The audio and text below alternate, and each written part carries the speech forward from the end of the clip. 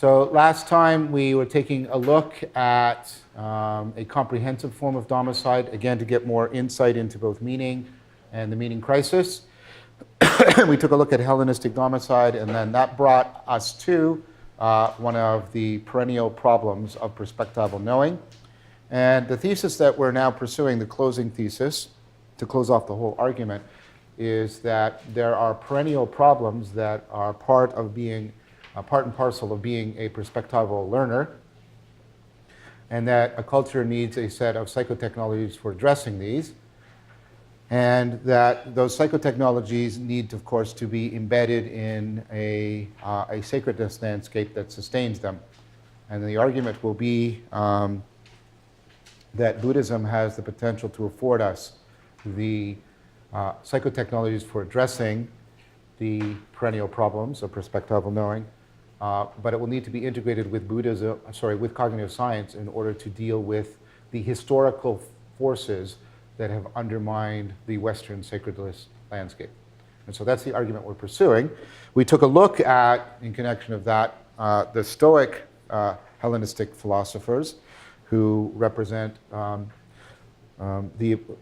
one of the strongest versions of the idea of the philosopher as the physician of the soul, of the psyche, addressing the problems of anxiety that have become pervasive during the Hellenistic period of domicide. And we talked a lot about the psychotechnologies that the Stoics invented, things like the view from above and objective seeing and premeditatio, paying attention to the logical structure of your own inner monologue, learning to internalize Socrates. We talked about all of these as addressing a perennial problem, which was the problem of modal confusion. And modal confusion arises because of an inadequate attention to the processes of co-identification, the processes by which we assign and assume identities in a code-defining manner.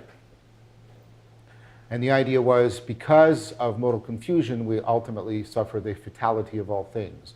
We suffer the fact that the way we're sort of narratively understanding the course of our life is undermined by the fact that the universe is only in a very minimal sense responsive to our narrative momentum. Modal confusion, in order to get clearer on that, and that was actually Erich Fromm's take on the Stoics.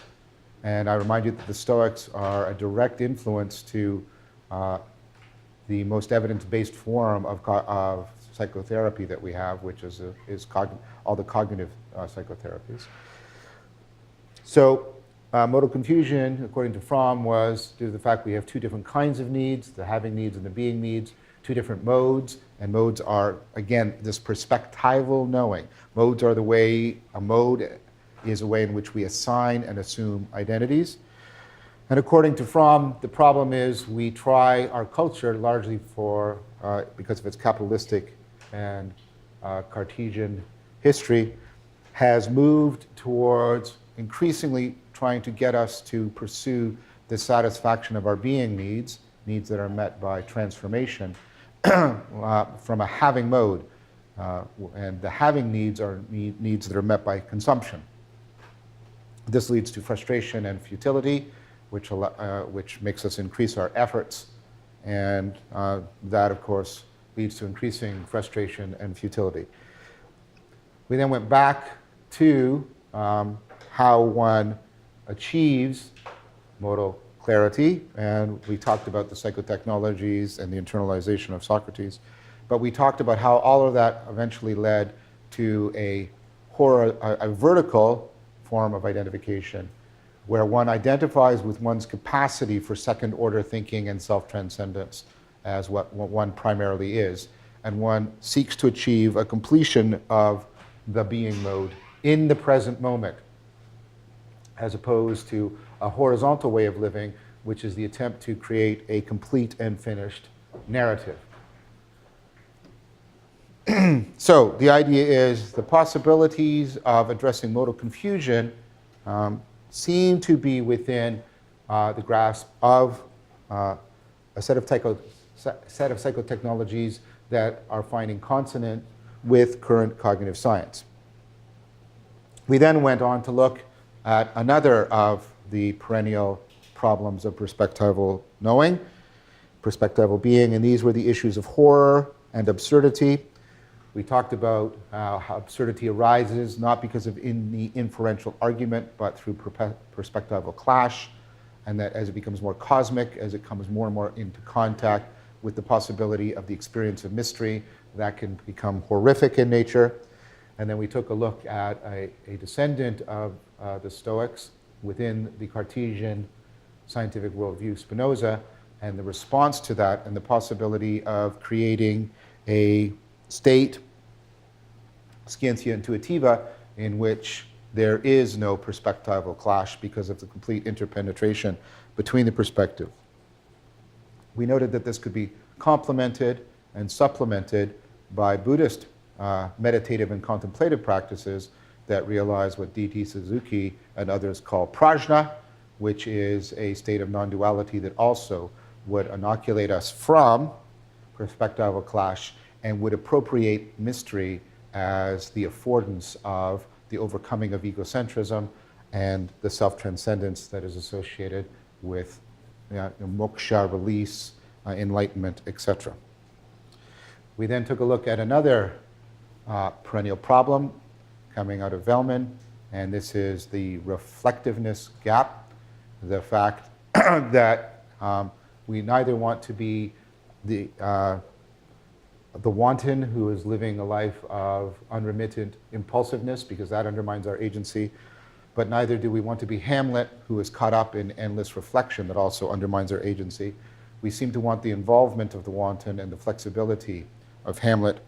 And Vellman argues, following Taoism, that if we can tap into, this is to use some of the language from the Course, if we can tap into our participatory forms of knowing, those forms of knowing that rely on the fact that our cognition is very self-organizing, self-correcting, and self-transcending in nature, then there is the possibility of a set of psychotechnologies that can realize wu wei, can realize spontaneity, which is something that is neither disconnected nor inflexible. And I pointed out that some of the psychotechnologies are things like Tai Chi Chuan and ideas about that, and how that Taoist ideas were taken into Buddhism in the creation of Chan and Zen.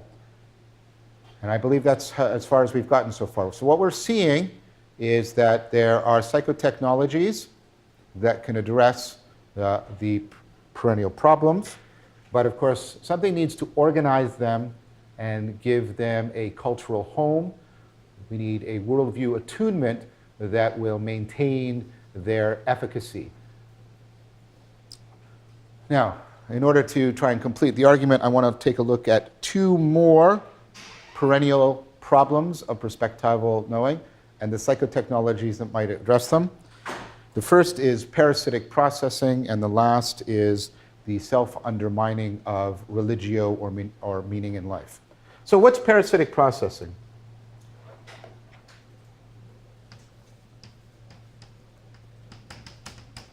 This comes from an idea that Leo Ferraro and myself published in a paper in 2012, I think, or is it 2013?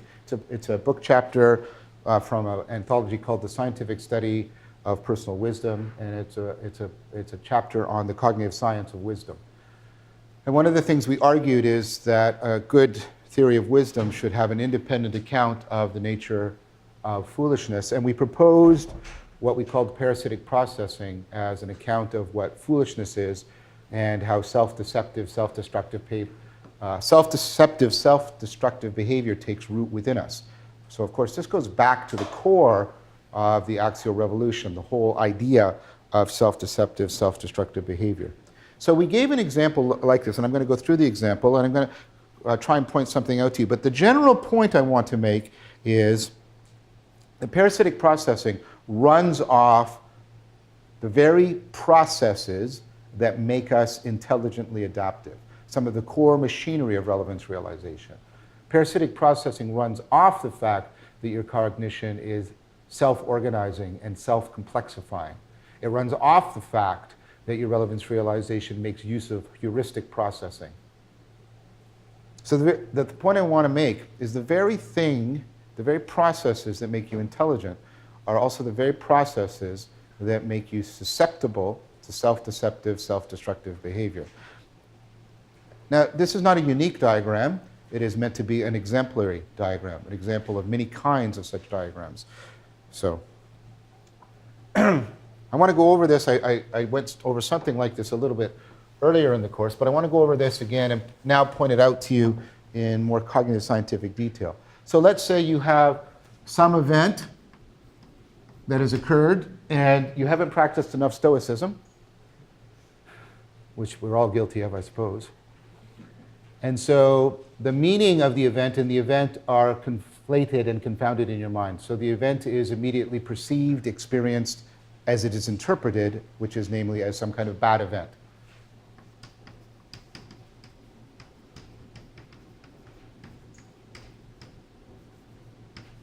Okay, so your brain immediately is going to try and be adaptive, which means your brain, and we know this from both how learning works and how memory works, your brain is largely about trying to predict the future because that's adaptive.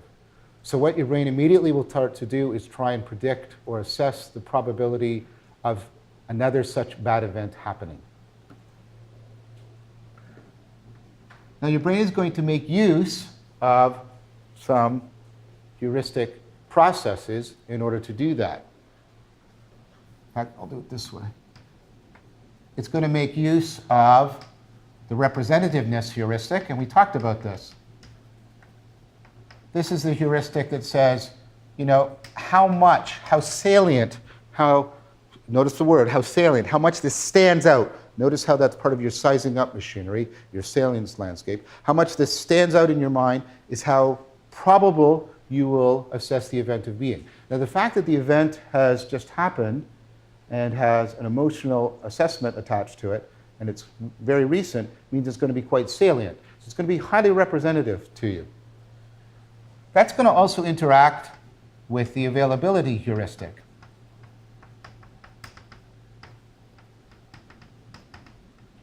This is how easy you can imagine or remember such past events.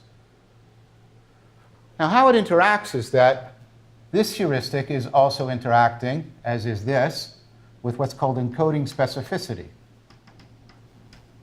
This comes from something we're going to talk about later today, how embodied your cognition is. Namely, you do not just remember the content, you remember the context in which you learned. That means you remember the manner of your processing. Right? So if you're drunk when you lose your car keys, one of the things you should do if you want to find your car keys again is to get drunk again. Believe it or not, the problem you'll face is you probably won't care about your car keys once you're drunk again. It's impressive how powerful this effect is. A classic experiment is you have people in one room taking a test, and then you randomly divide them into two groups, right? Sorry, let me explain a little bit better. You have people being taught material and being told it's in preparation for a test. Okay, they're taught in a room. Then they're randomly separated into two groups. They come back in a week. One half writes in the room that they learned in. The second half writes in another room.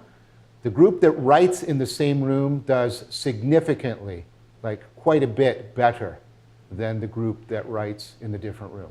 Yes? Is this also state-dependent? Yep, state-dependent learning. It also overlaps with transfer-appropriate processing.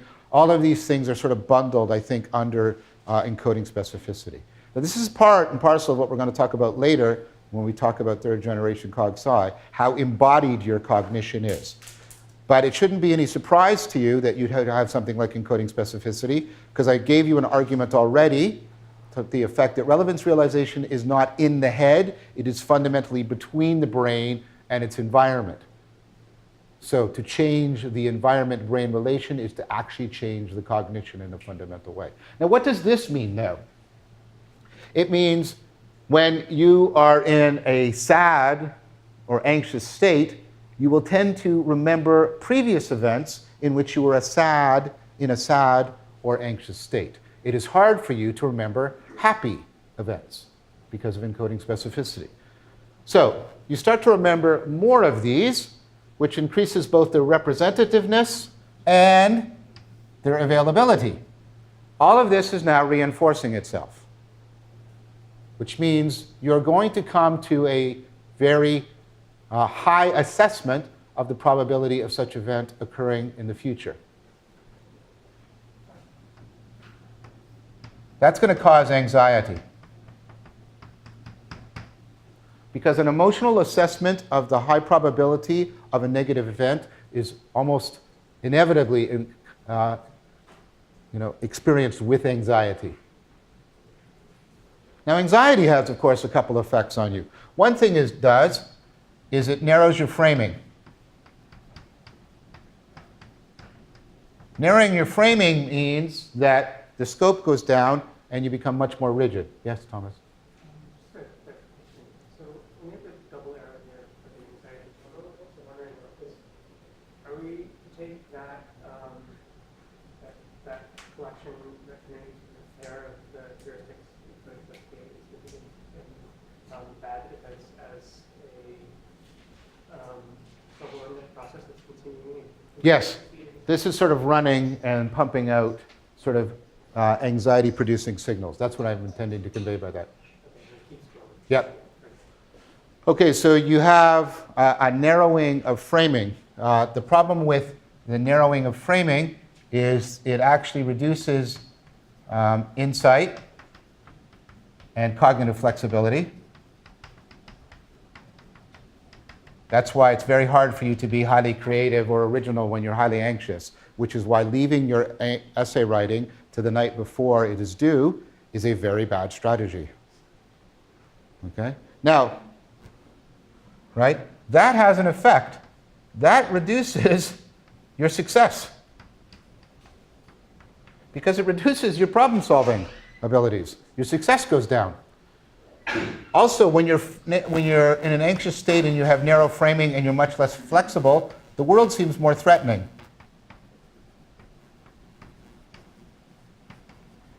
Now, unfortunately, the world being more threatening and you having less success in the world tend to reinforce each other, because as you're failing, the world starts to seem hostile. And of course, if you find the world to be threatening, that also feeds back, right, in this way. Both of these are going to interact, right, to make you sort of more paranoid. Right?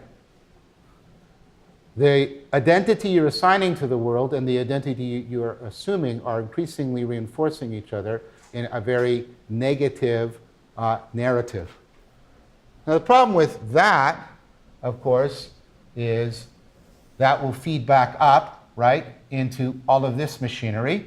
It will feed back into this machinery, and it will feed back into this machinery. Now, what am I trying to show you?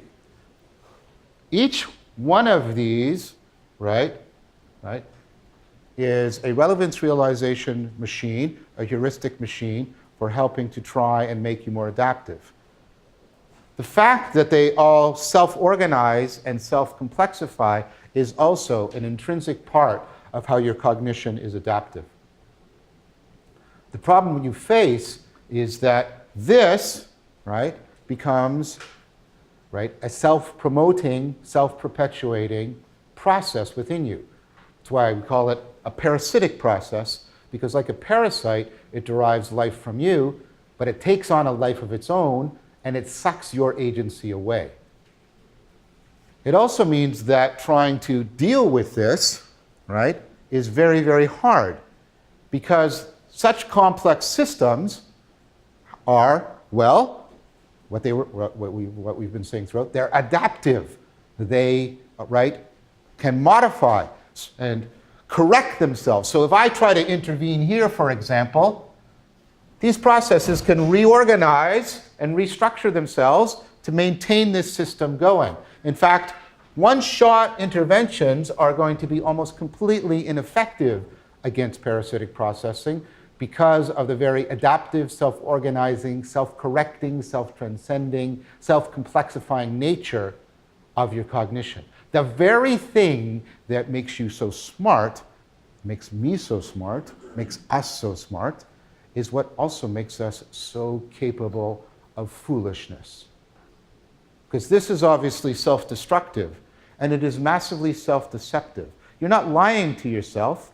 Your salience landscape is becoming, in an exponentially increasing fashion, disconnected, right, from the depth landscape.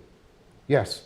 Alex? Is the reason for this being so deeply rooted because it's all based in resiliency as opposed to efficiency, as opposed to generating power? No, I don't know if I'd want to say that. I think resiliency is part of it. I mean, if the system became more brittle overall, you might get some reduction in this. But each one of these is, in a sense, trying to play off resiliency and efficiency to some degree. I wouldn't want to lay the blame just at the feet of resiliency. However, trying to keep more options open does explain how the system can sort of grow, if that's what you're pointing to. Yes. So I want to propose something to you, and we're going to use it when we come back to talking about Stephen Batchelor. I want to propose to you that this is actually a very good account of a central Buddhist notion that we should be touching upon now when we are talking about perennial problems, which is the central issue, if you remember, that Buddhism was supposed to address, which is dukkha. We talked about this before, but let me remind it about it now.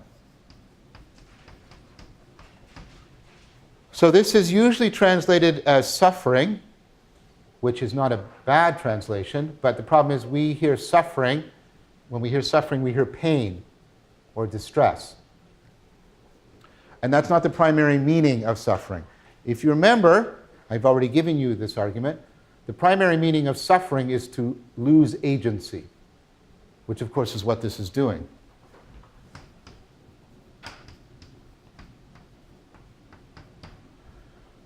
That is why, by the way, most of the metaphors that the Buddha uses for dukkha are not pain metaphors. They are entrapment metaphors, metaphors in which freedom is lost, not metaphors in which pain is experienced. So one of the Buddha's most famous one for dukkha is like how you trap a monkey.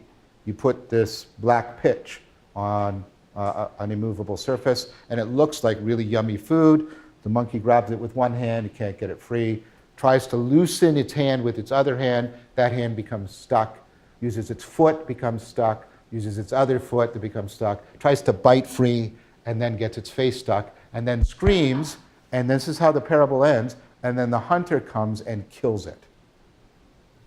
So it's about the self-entrapment that leads to an ever-accelerating loss of agency that leads to a complete loss of agency. Okay? We need something more like this. Also, if you go into the meaning of this word, it's not based on pain. It comes from a gap in which dirt or grit can be found. So the original meaning is you have a wheel and it's not properly fitted to its axle, and as it turns, the wheel is grinding against itself and destroying itself. That's dukkha. Or you have a joint, a shoulder that's out of joint, and as you move it, the joint is actually working against itself and destroying itself. Dukkha connotes much more self-organizing processes of self-destruction than being anything like our term pain. Okay? So what I'm proposing to you is that, right, dukkha can be understood as parasitic processing. Now, I think dukkha is more comprehensive than just this.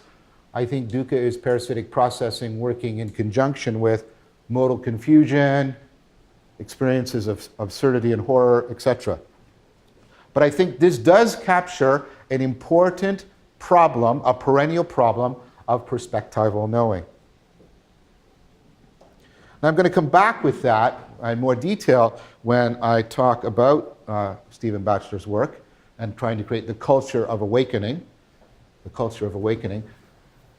So I'm just going to give you an overview of the kind of psychotechnology you need to address this. Yes, Saifeng. I have a question about the nodal. So, I mean, why is it necessary that like narrowing off frame leads to the word seems more striking and like paranoia? I should possibly, because I'm like looking through the words through such a narrow frame, I can like just basically explain everything. For example, there's the economic crisis. There's it's just inequality or like it's just lack of efficiency. So I sort of like get a reduction of efficiency by just narrowing everything to a really, really low resolution explanation. Right. The main reason why it seems to be that narrowing frame makes the world more threatening is it tends to make the world more surprising and unpredictable for you. So generally that is interpreted if you're in this emotional state as threat. Now, of course, if you're in a different emotional state, surprising unpredictability can be experienced very positively as, ooh, the world is such a rich and wonderful place. Yeah, but I mean, if I just keep using certain, fixed axioms to explain everything, I have an explanation, I can, be satisfied. Okay, so what happens, think about Piaget. If I over-assimilate, I create more and more distortion because I'm failing to accommodate. More and more distortion means I'm increasingly predicting the world less and less accurately, which means I'm creating an increased cost of negative signal coming back from the world. Okay. So that kind of reduction of that is like temporary in the end, in the long term, it's still going to like, actually it's going to make things worse because you like sort of like accumulates to a critical point and like everything that's seen. That's right. Okay, so what's the basic idea? Well, the basic idea here is the way you deal with a Dukkha dynamical system, if you'll allow me alliteration across languages, which I don't know if that's a sin or not, is it? I don't know, right? Is I think you need a counteractive dynamical system.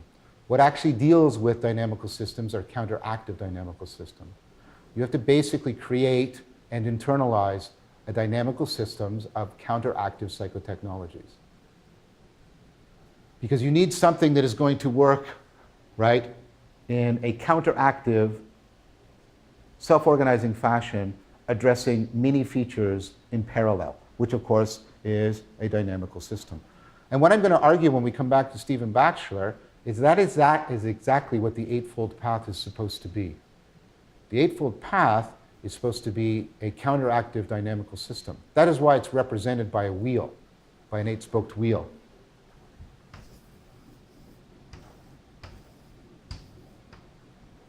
Okay? Because no one of the spokes is foundational. They all mutually support each other. And they're organized in a circle that rolls. It's a self-organizing process. And it's all based on right, like right action, right understanding, we'll come back to this, where right does not designate moral correctness. Right means like dexterous, it means well-fittedness, it means really good relevance realization. Not only how each one is fitted to the world, but how each one is fitted to all the other ones. So basically what you're trying to create and internalize is a counteractive dynamical system. And that, I think, is plausibly one of the ways in which religions are something above and beyond, and I'm talking about the religio aspects of religion primarily, how religions are something above and beyond psychotechnologies. Religions attempt to create these self-organizing dynamical systems. That's why all religions tend to converge on the idea of following a way, where the way means both a path, right, and a process, and something that you're creating as it guides you, and all those sort of things. Even the first followers of Christianity were not called Christians. If you look in the book of Acts, they're called followers of the way of Jesus, presumably. Okay? So we'll come back to this, but I think we have an idea of how this perennial problem can be addressed. This perennial problem can be addressed by creating or learning a counteractive dynamical system that one can internalize, that has to go through that process where it becomes, part and parcel of the way in which your perspectival knowing occurs. Again, you're relying on your participatory knowing. You're relying on the fact that important parts of your cognition are self-organizing in nature. Okay, can I erase this? Does anybody need this on?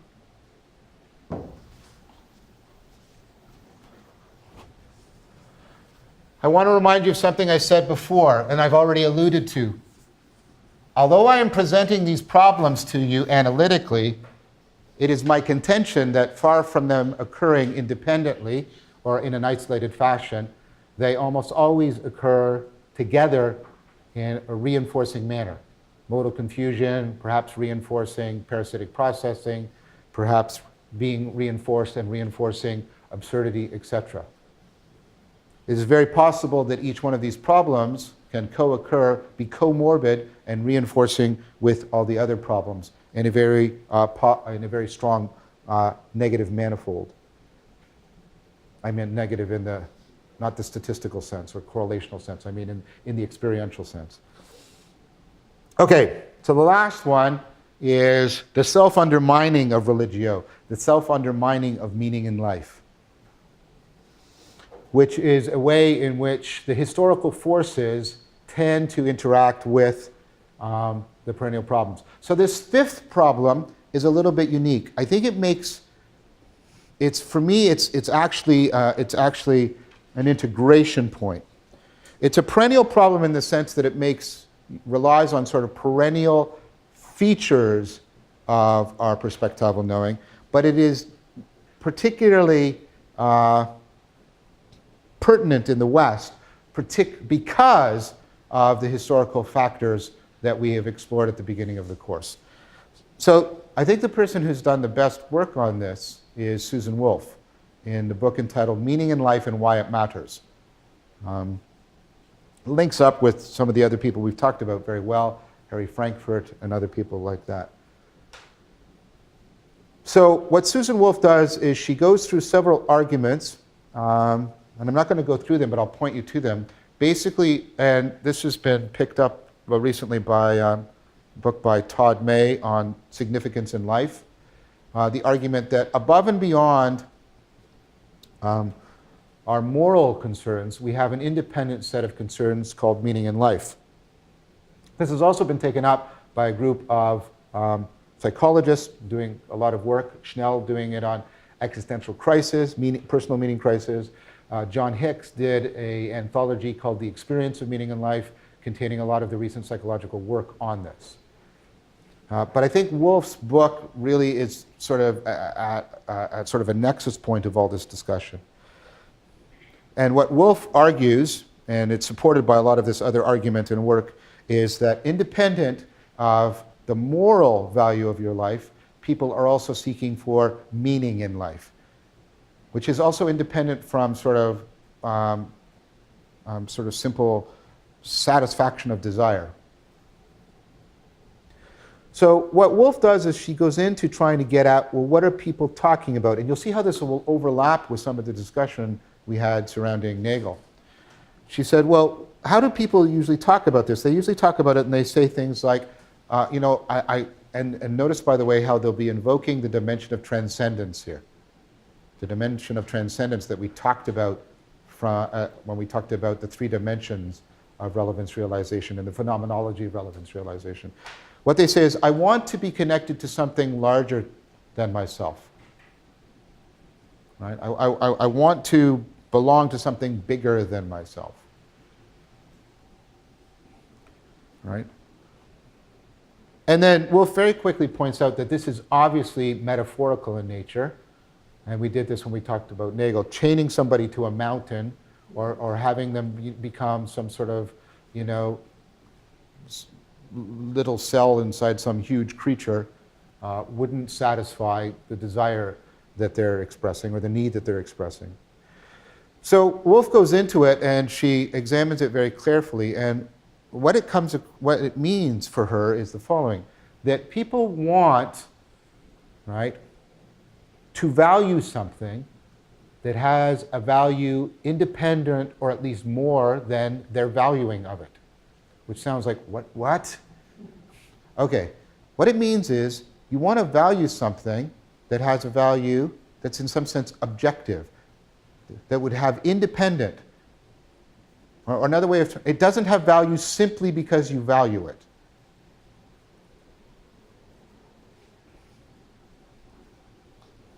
And so Wolff argues that this actually breaks down into two separate things with which May picks up on, right? Which is, right, part of what we want is we want a passionate involvement. So we want significant, what she calls subjective attraction. We won't find meaning in life in something that only, moderately or in a minor fashion attracts our interest. So it has to really grab our relevance realization machinery. It has to be, subjective attraction. But she says that subjective attraction has to meet objective attractiveness. Objective attractiveness. So that we feel that in some sense the subjective attraction is justified. It is good. She points out that when there's a mismatch, right, contrary to a lot of our explicit sort of liberal discourse and ideology, we actually become critical of people. So she said, runs a couple of Gedanken experiments, but she says, you have a friend and your friend has been, right, sort of happy the last few weeks, and you're their friend. You want to know, why? What's going on? And your friend says, well, I finally met my life partner. I finally met the being I want to devote my life to, and I'd really like you to meet them. And oh, well, yeah, of course. And they take you home and they introduce you to a cactus. And notice, and you go, what? Your initial thing, feel the absurdity, feel the perspectival clash, you're laughing. But if you're in that situation, you wouldn't be laughing. You'd be experiencing almost a little bit of horror. It's what's going on? What's going on, right? The idea being that we and this is the language we use, and notice how it doesn't fit well with us in other discourse, right? But that's fine, just leave it alone for a bit, because let me go with this, because Wolff's aware of the disquietude, right? We say things like, but that's not worthy of your attention. It's not worthy of your attention. It's not worthy of that kind of devotion. And we want to say things like, whatever makes you happy, but you wouldn't do that. And that's exactly Wolff's point. You wouldn't go, oh, well, whatever makes you happy, because you'd worry that in some sense, this person, and this is the language we use. Again, this is all metaphor, and we've got to get through it somehow. You'd be worried that your friend would be wasting their life. Right? So Wolff says, we've got something else going on. We want whatever we are strongly subjectively attractive to also have objective attractiveness. So she says that's what all the metaphors are. Now notice that all the metaphors are connection metaphors. They're religio metaphors, and they're religio metaphors almost exclusively in the transcendence dimension. I want to be relevant to something that has a value independent of me finding it relevant. Which is, now you're hearing where the tension is going to come in.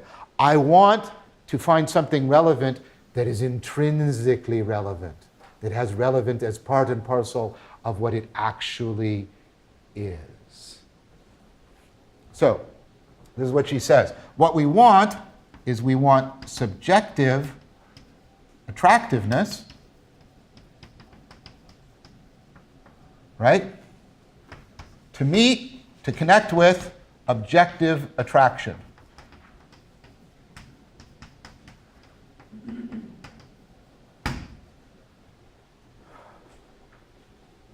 So, to use our language, which isn't far from hers, because the title of the book is Meaning in Life and Why It Matters, Why It's Relevant, right?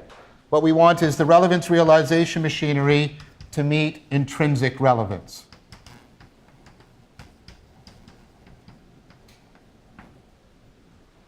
The problem we have is, and this is what she says, the whole history of the West since Descartes, or perhaps maybe since Luther, maybe since Occam, don't know, right? This doesn't exist. And we've already seen why that's a category mistake. So this looks like, you know what you want? You can't have it. Because what you want is this to meet this, and you can't have it because it doesn't exist. So one of the answers could be nihilism. One of the answers could be, right? What this means is we're set up to live tragically. We're set up to want, to have a strong need for, independent for our material needs and independent of our moral needs, we have strong meaning in life needs that can't possibly be met. Now, Woolf doesn't go immediately to nihilism. In fact, she rejects it. Now, she considers some possible surrogates. She considers something that is intersubjectively valued as a surrogate for something that has intrinsic value or intrinsic relevance. So a bunch of people all value it, right? And I don't think that's completely negligible. I think that does matter. But as she points out, that can't be good enough because we can just create a Gedanken experiment in which a whole community has dedicated itself to collecting porcelain cows or something like that. That's its whole raison d'etre.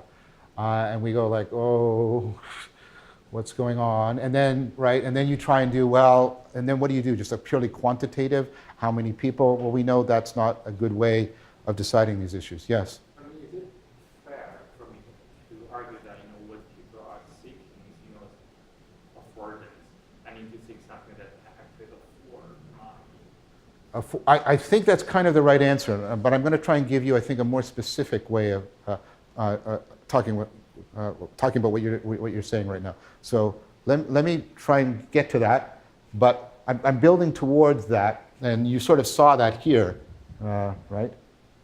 Yes?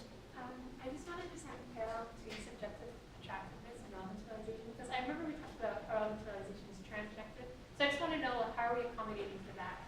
Like, what is the difference? That's what Zeifeng is also pointing to. That right. That this is sort of the part that you're experiencing subjectively. But you guys are both pointing to the fact that I've given you the argument that it's transjective in nature, and that's actually what I'm going to argue is what we're actually after, which is what I think both of you are pointing to.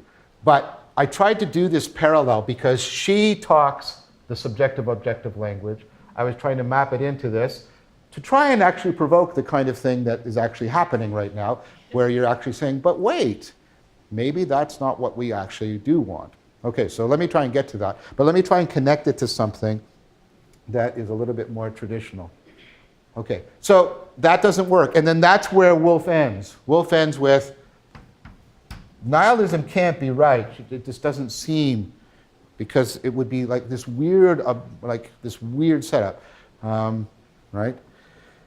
The fact that we will in fact trade off on the other two things because of meaning in life, for her is a very strong argument that there must be something going on here. We will give up on some of the morality of our existence. I know we're not supposed to say this. I know that's not part of the official line, but it's true. We will lie a little. We will steal a little if it would increase our meaning in life. We will also give up. Here we're prepared to do this tremendously. We'll give up a lot on our material needs if it is about to bring about increased meaning in life. And one of the most reliable instances of where people do this, right, is the having of children. Children lead to a significant reduction in your material well-being. They chop about 5 years off of your lifespan. They lead to a predictable and huge decrease in your subjective well-being. And yet people have kids, and what they say they gain tremendously, right, is meaning in life. So people will sacrifice the other two. They'll sacrifice material tremendously for meaning in life, and people will bend and push on their morality, right, in order to get more meaning in life. Right? So I think the last point is an important point to look. Because children represent something to us, right? They represent a place in which we prototypically experience agape.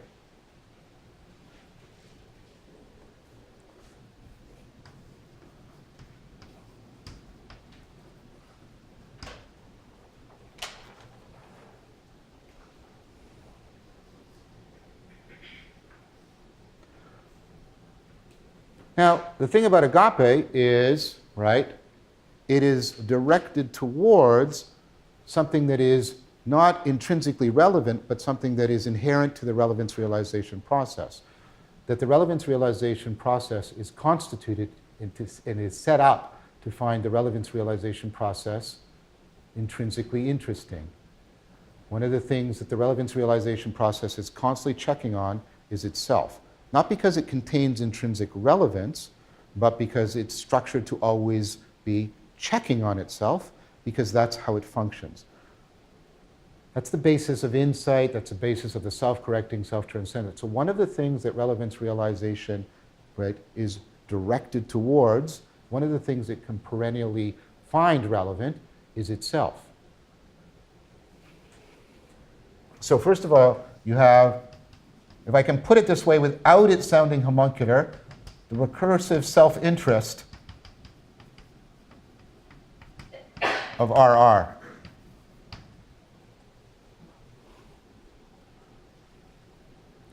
One of the things that you are attracted to is the very meaning-making process itself. If the meaning-making process is relevance realization. I've already given you that argument. I'm not going to repeat it. It's a long argument that I think I've made very plausible to you. Secondly, you have the transcendent dimension. Agape combines the two. Agape is to want to be relevant to something, and this is the thing. This is where it actually clicks. Because if I take a child that's not a person, not a meaning maker, and make myself relevant to them, you know what they turn into? They turn into a meaning maker. They turn into a person. That's what agape does. It creates the objective conditions, not of relevance, but of relevance realization, which is what you're actually interested in. Because relevance realization is transjective. It's about an ongoing, evolving process. It's not about coming to some final entity or thing. It's about keeping the process going. And that's exactly what agape does.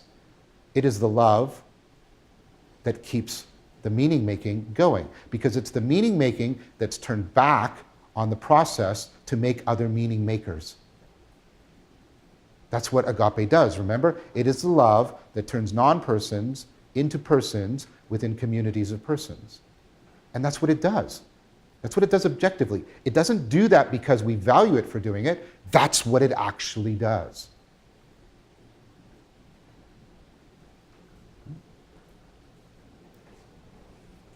So we can add one more thing to it. What we're actually not after is intrinsic, stabilized relevance within objects or things. What we want is a sacredness landscape that makes certain events, certain patterns sacred to us precisely because of the way they afford our transjective fittedness to reality.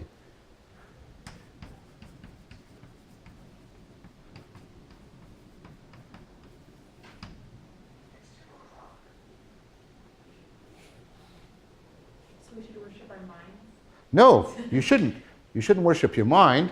You should worship agape. Because agape preceded you, and it made you possible. And agape will follow you and make others possible. And it also binds you to the very process that you need to keep going in order for your agency to keep going, which is recursive relevance realization.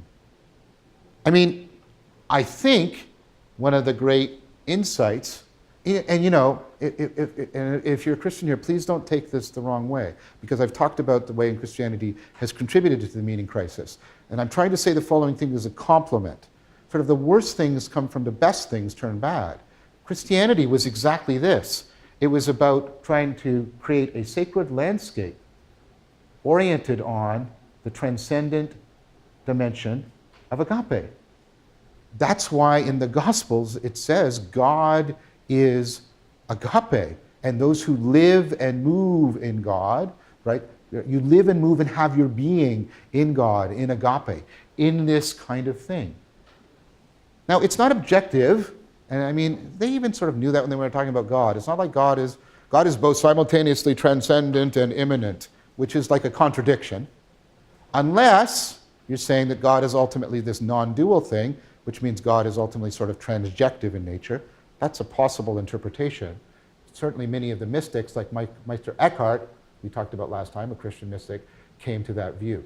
So there is, I think, if you want, do you? I don't know. If you want, there's a way of reconciling all of this, right, with Christianity, if you want. But that's not my project, because I think there has been another religio that has tried to make this central, which of course is Buddhism. Because Buddhism seems to be giving you, which from an egocentric substance point of view, something that makes no sense. It says, you know, you should have compassion. You should care about other people. Why? Do they have any intrinsic value or substantial nature? No, not at all. What? Tell me this again. You should be really, really oriented towards other people, compassion. Why? Do they have a soul? No. Do they have a permanent nature? No. Do they have an intrinsic value? Well, no, of course not. Then why the compassion? If you stay in a Western framework, Buddhist compassion sounds like a self-contradiction.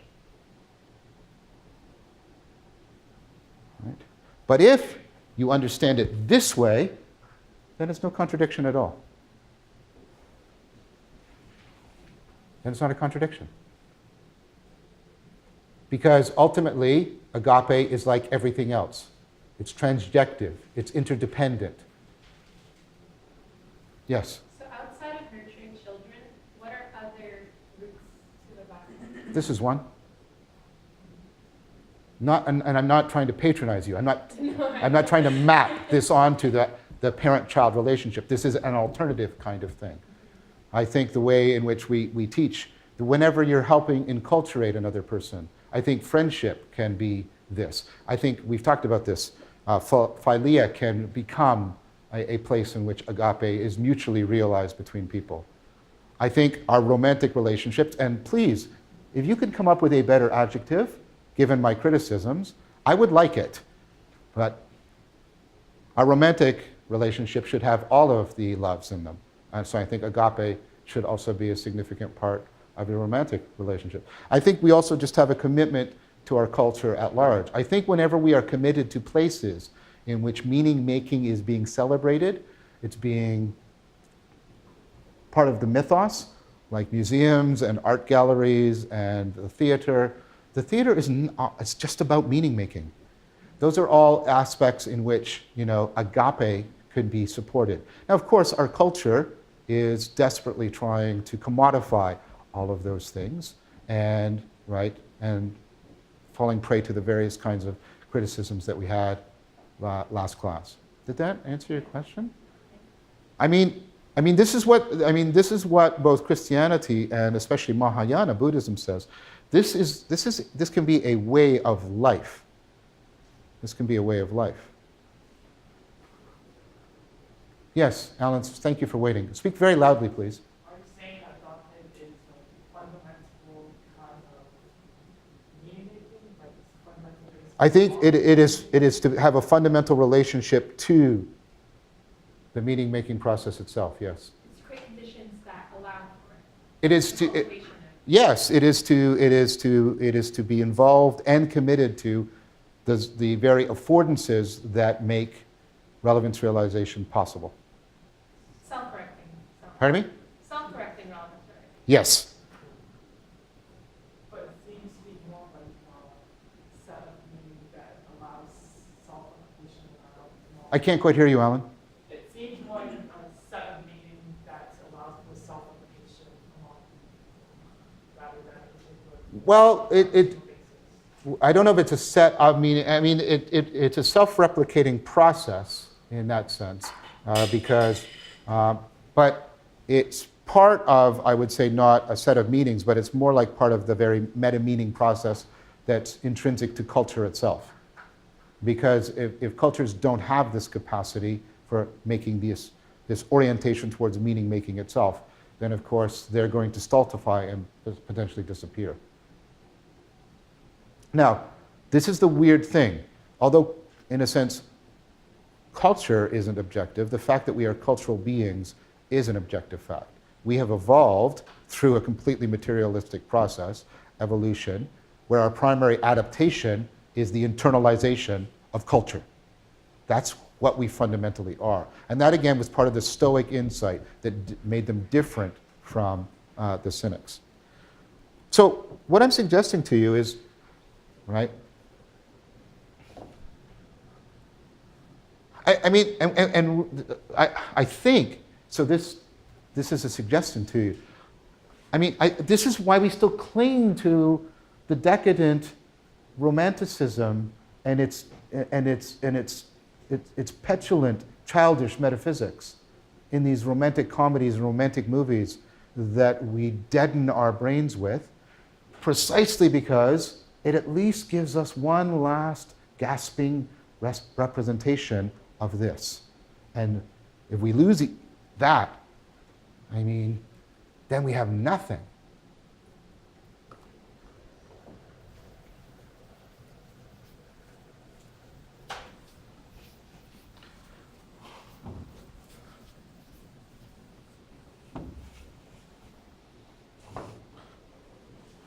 So, I mean, we've sort of seen a set of things that seem to, right? We have prajna, and they're all reinforcing. We have post-egoic identity, overcoming modal confusion and the fatality of things. We have flow, we have agape, and we have, right? Sorry. No, that's all I wanted to say, right? I don't know why I put it there. That's just a weird thing, right? And then at the center of it, we have some sort of, dynamical system.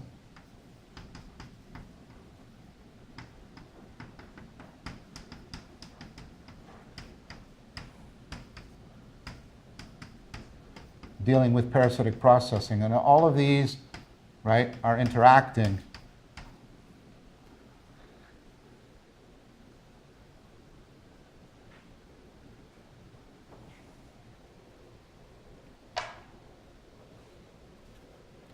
I think that's basically, right, what it is to be an enlightened individual. To have internalized a dynamical system that overcomes parasitic processing in such a way that you can more and more flow, more and more comprehensively. You're more and more capable of agape. You're capable of that post-egoic identity, that anagoge, that vertical kind of identity rather than the horizontal. And you have prajna that helps you address absurdity. And although I've talked about these as sort of independent states of mind, as I keep reminding you, just like the problems are all mutually reinforcing, these are all reinforced. There's a state of mind that seems to have all of these coexisting in a tightly integrating and dynamical manner. I think that's what it is to be an enlightened individual. And now if that's right, each one of these I've explained to you in the language of right, dynamical systems, relevance realization, cognitive science. None of these requires supernatural agency, magical forces, or fairy beings, or anything like that. This is a completely, if you'll allow me a different meaning of, this is a completely naturalistic, secular account, right, of what enlightenment would look like. If by secular we mean not needing any magical or supernatural powers, not needing anything that would transgress our scientific worldview. There's nothing in here that's counter to, right, science. It's not something that science can do for us, but it is not inconsistent with. It is not like, various magical forms of escapism, Gnosticism, fundamentalisms, any of the ones that say, no, what we have to do is somehow turn the clock back to a pre-scientific time. This is not turning the clock back. Yes? Do you think there's a hint of plausibility in the idea that some, at least let's say mammals, already have this, like in their way of life? Like they have like a, do you think some animals have reached enlightenment? Like just the way that they seem post-egoic and egoic, and I don't really know the others yet. But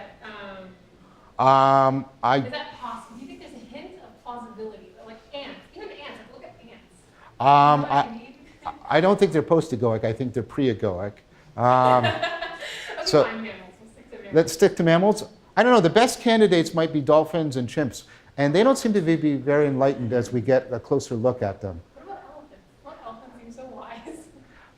Well, not when you see footage of like elephants attacking rhinos in an unprovoked manner. They'll just beat the crap out of rhinos just because they sort of feel like it.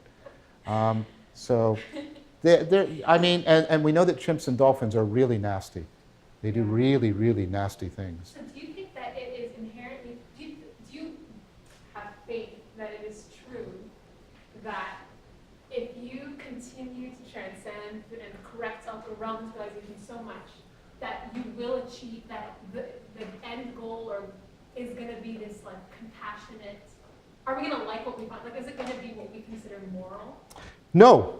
I mean, to be careful, I think what this will do is alleviate all of the perennial problems, right? And I don't think this on its own is enough. It has to be integrated with a way of, reformulating our worldview, which I think is what we're going to talk about a little bit later. So this isn't the same thing as making you moral.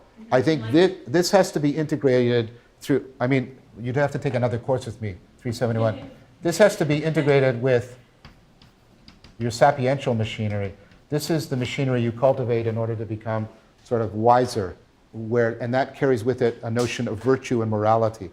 Now, for many people, to be enlightened is to have both of these, to interact. Although I think it is we do seem to have instances in all the traditions where we separate being very wise from being enlightened, or being enlightened from necessarily being, a paragon of virtue. Generally, enlightened people aren't considered to be nasty because it's hard to be nasty when you're non-egoic and agapic. This is sort of Augustine's idea about how Christianity transcends the need for morality. Like, he said, if you love God, do whatever you want. Because I can imagine a very egoic military official training a young, you know what I mean? Like I could picture. How?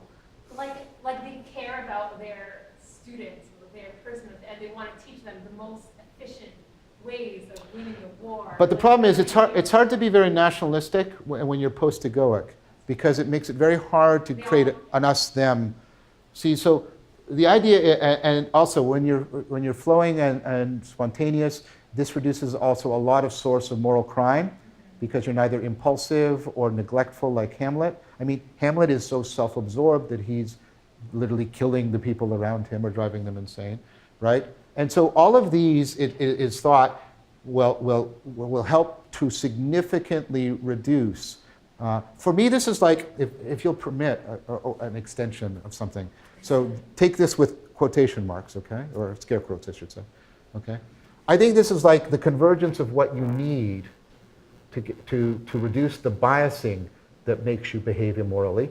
But then you also have to train particular virtues. You have to train wisdom and courage, and this is the sapiential stuff. And this is sort of like the multi-apt stuff that you have to then go forward with. Does that sort of make sense? And I think the two are important. So I've dedicated my life to trying to cultivate both this and this. And so I wouldn't want to I don't think I would be comfortable just simply equating them. Does that answer your question? So, like I said, it sounds like a ridiculous Hallmark card, but the solution to the perennial perspectival problems of knowing is enlightenment. Where enlightenment are sets of psychotechnologies that could realize this. But as you've already seen in my discussions, I don't think that's sufficient for dealing with the meaning crisis. What we need to do is talk about now a particular set of psychotechnologies, a religio, Buddhism, that could perhaps afford this, and how that's going to interact with cognitive science, because we need cognitive science to address the other important cause of the meaning crisis, namely the historical factors that have resulted in the worldview, or the shattered worldview perhaps, that we find ourselves with. So I want to move on to that now. Is that okay with everybody?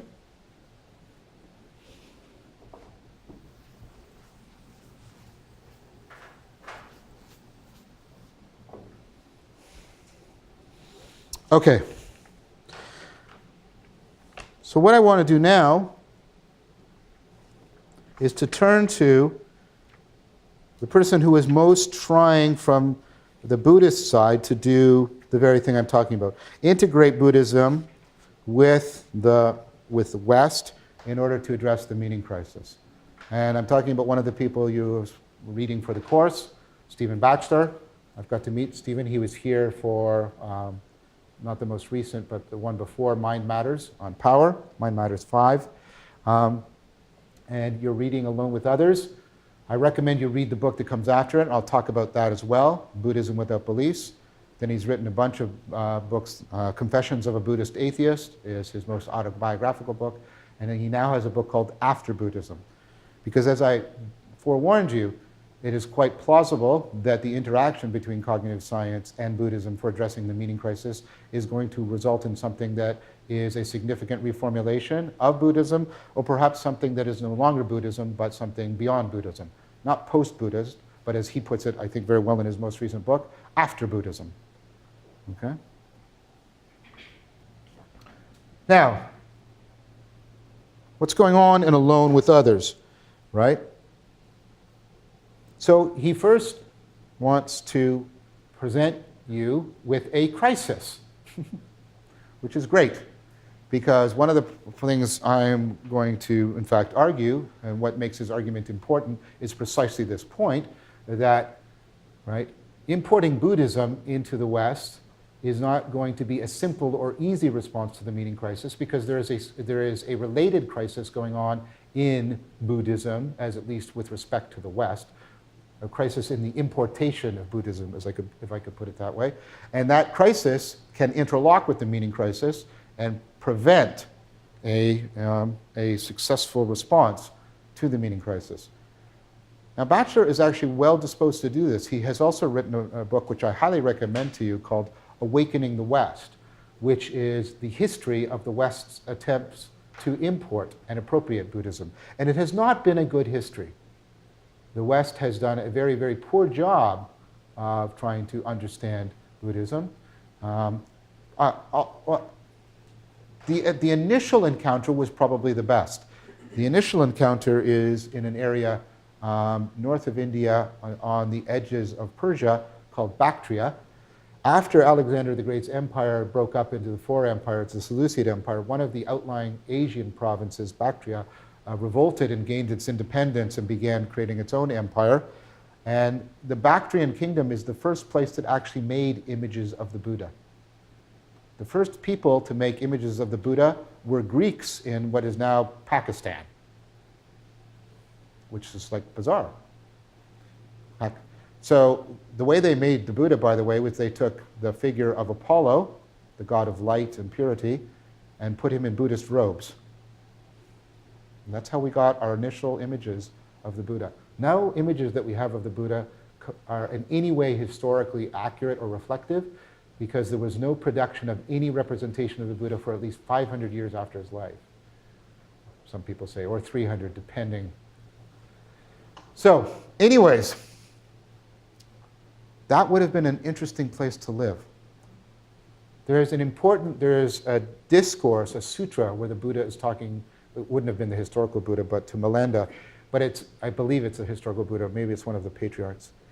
And it's actually a discourse with one, it's historically accurate in the sense it reflects a dialogue with one of the Bactrian kings. Because what they did was they attempted to integrate Greek philosophy and Buddhist practice in the middle of Asia. And that looks like it would have been promising had it lasted. But it didn't.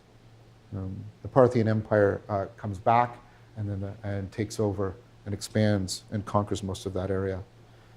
And I think there's also the Kushan Empire at one point too. Anyways, then the history of the West since then has been very poor. One of the first people to try and understand Buddhism was Schopenhauer, and he sort of understood Buddhism as pessimism, that it's a pessimistic, what it's trying to do is make everybody as pessimistic as possible, because his was a philosophy of pessimism.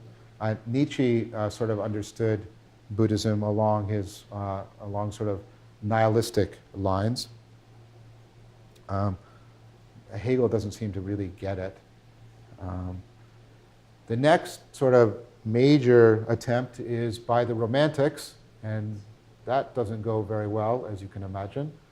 And then the next significant attempt is in America by the Beat generation, which are American Romantics, and that doesn't go particularly well either. Along the way, there's the attempt to assimilate Buddhism to Christianity and to say that Buddhism is just Christianity, which also doesn't go well.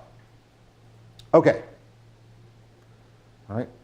So the history hasn't been good, which is why we should heed Batchelor's caution about how well it's going now. And so what he says is we should pay attention, and not enough attention is being paid to the fact, right, that there's an interpretation crisis confronting the West with respect to Buddhism. And it's interesting how perspectival this crisis is. Because he says we face two options. One is the claim that you can only interpret Buddhism within a tradition. You have to be practicing it, you have to be committed to a community, you have to be committed to a tradition, or you will not possibly understand Buddhism. And part of the argument behind this, of course, is that Buddhism isn't primarily a credo.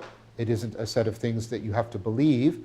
It is a form of procedural knowing and perspectival knowing that requires your involvement and participation, right? You have to internalize it. So in that sense, Buddhism is like swimming. It's not so much about beliefs. You have to know how to do it, and you have to be able to know what it's like to be in the water, right, to actually be a swimmer. And the degree to which you're not practicing Buddhism is the degree to which you can't understand it. The problem with this is it's myopic, right? It's very myopic, right?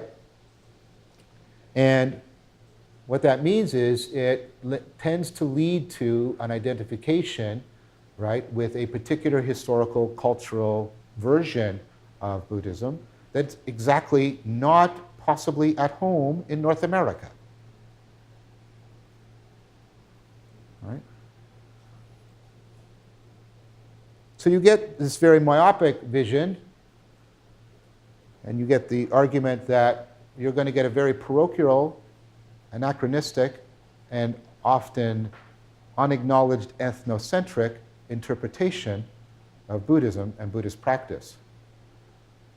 And you're going to, right, not be paying attention to historical or cultural features of North American or European or Western society. So you might think, and this has also been an alternative, you might take instead, right, that Buddhism should only be understood from without. This is the academic approach. And it has exactly the opposite argument. It says, if you want to understand a phenomena, you can't understand it if you're biased towards it. The more you're involved with it, the more you will not be able to get an objective, critical assessment of it. You will instead merely, right, confirm your personal prejudices and your parochial biases. Only by having an academic approach to Buddhism will you be able to understand it in a rationally acceptable manner. So you may notice that we're getting something that we've seen before. We have some people saying, what really matters is the salient transformation. No, what really matters is the rational truth. Remember what Socrates was facing? Oh, here, we can give you transformation, we can give you truth. And what Socrates said he wanted was both. He wanted transformative truth. We seem to have a similar thing to what Socrates was facing. Namely, that we have one tradition offering us powerful transformation, but really challenging our need for, rational truth. We have another approach offering us rational truth assessment, right, without giving us any promise. In fact, promising not to give us any recourse to involvement and personal transformation. Right? So, right? Batchelor's argument is both of these are inadequate for what we need. And I don't have to repeat that argument, although he gives you an argument in the book, because we have seen this argument from Socrates on, that we need both of these together. So, what we're facing, I would argue, and I think Stephen is sort of saying this, when I was talking to him, I got the sense that we would come to an agreement around this. I would like to have a Mind Masters where I have a conversation just with him, like I have with Jordan Peterson and Jeff McDonald and Dan Dolderman. I think that would be really cool. I think it would be a really great conversation. Sorry, that sounds really self-promotional. I don't mean it that way. I mean, I think I would like to be there, is what I'm saying. See, that still sounds egocentric. I just mean, even if I wasn't John Vervaeke, I'd like to be there. Like, I think it would be really cool. Okay, because of the sets of ideas. But one of the things I think Stephen would agree with me, if we were able to have such a discussion, I have a sense it was going that way, is that these two crises are interlocking. The interpretation crisis and the meaning crisis are interlocking. And so, what I think he's arguing, I think it's a good interpretation of Alone with Others, and especially of Buddhism without beliefs, is he's trying to give a response to both. He's trying to come up with a way of responding to the interpretation crisis so that we can appropriate from Buddhism what we need in order to address something like the meaning crisis. Because that's clearly what he's talking about, right? That's clearly what's at issue in Alone with Others and Buddhism without beliefs, is that the West is facing a meaning crisis. So what he wants, I think, is he's arguing for something that needs to address both of these crises in an integrated manner, because the interpretation crisis and the meaning crisis are interlocking crises. So how we're going to do that, we'll see after we have a break. And please come back at 2:40, and we will take a look at Batchelor's argument, and then we will move on to consider Francisco Varela's argument about the interconnections between Buddhism and Cogsod. So, what we need is an integrated response to the interlocking crises. The first thing to note, and this is a point that Batchelor makes in Alone with Others and then becomes central to the book following it, called Buddhism Without Beliefs, is that both the interpretation crisis and the meaning crisis are locked, and I've made this point repeatedly throughout the course, so I hope it's not something that needs further argument, right? The interpretation crisis and the meaning crisis are interlocked at the level of credo, a fixation on beliefs, right? And this is exactly, like I say, going to be central to Alone with Others and the core thing that's going on in the following book, Buddhism Without Beliefs, because he's going to try and argue that the best way to interpret Buddhism is to try and abandon seeing it in terms of beliefs, and that is exactly what we need to break a pattern of thinking that is keeping us in the meaning crisis, namely our reduction or identification of religio with credo, what I've called creedal dominance.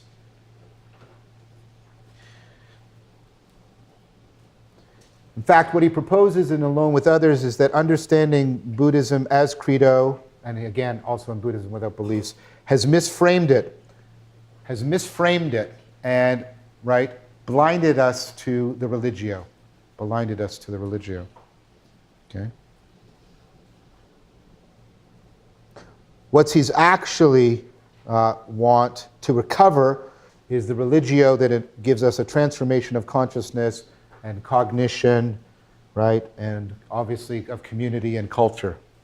That's what he's really interested in. And then what he argues then is, what is Buddhism the religio for? Now, I would, right, I think it's something that, I don't want to criticize Stephen too inappropriately here. I think there should have been a little bit more appreciation for some of the machinery of religio in both of these books, but nevertheless, this is what he's arguing. He argues that what Buddhism is it's a religio for recovering the being mode. It's surprising, like I said, how consonant this is with Stoicism and Fromm, although he does not really cite Stoicism. Although I know he became familiar with it later, so he wouldn't be opposed to this. This is part of what I had a conversation with him in person about. But also, he is influenced by Heidegger, I know that, and perhaps he's read Fromm, because Fromm was also influenced by Heidegger. I'm not sure. But his basic proposal in Alone with Others, yes? In Alone with Others? Maybe, yeah. Yeah, it could be. I'm similarly unsure because I've read so many things around this. But what he basically argues is that there is an interlocking relationship between our being trapped in the having mode, right, and the modal confusion, and, right, creedal dominance. Because as he rightly points out, creedal dominance, right, or creedal framing, right, is about having beliefs. It's about which beliefs do you have?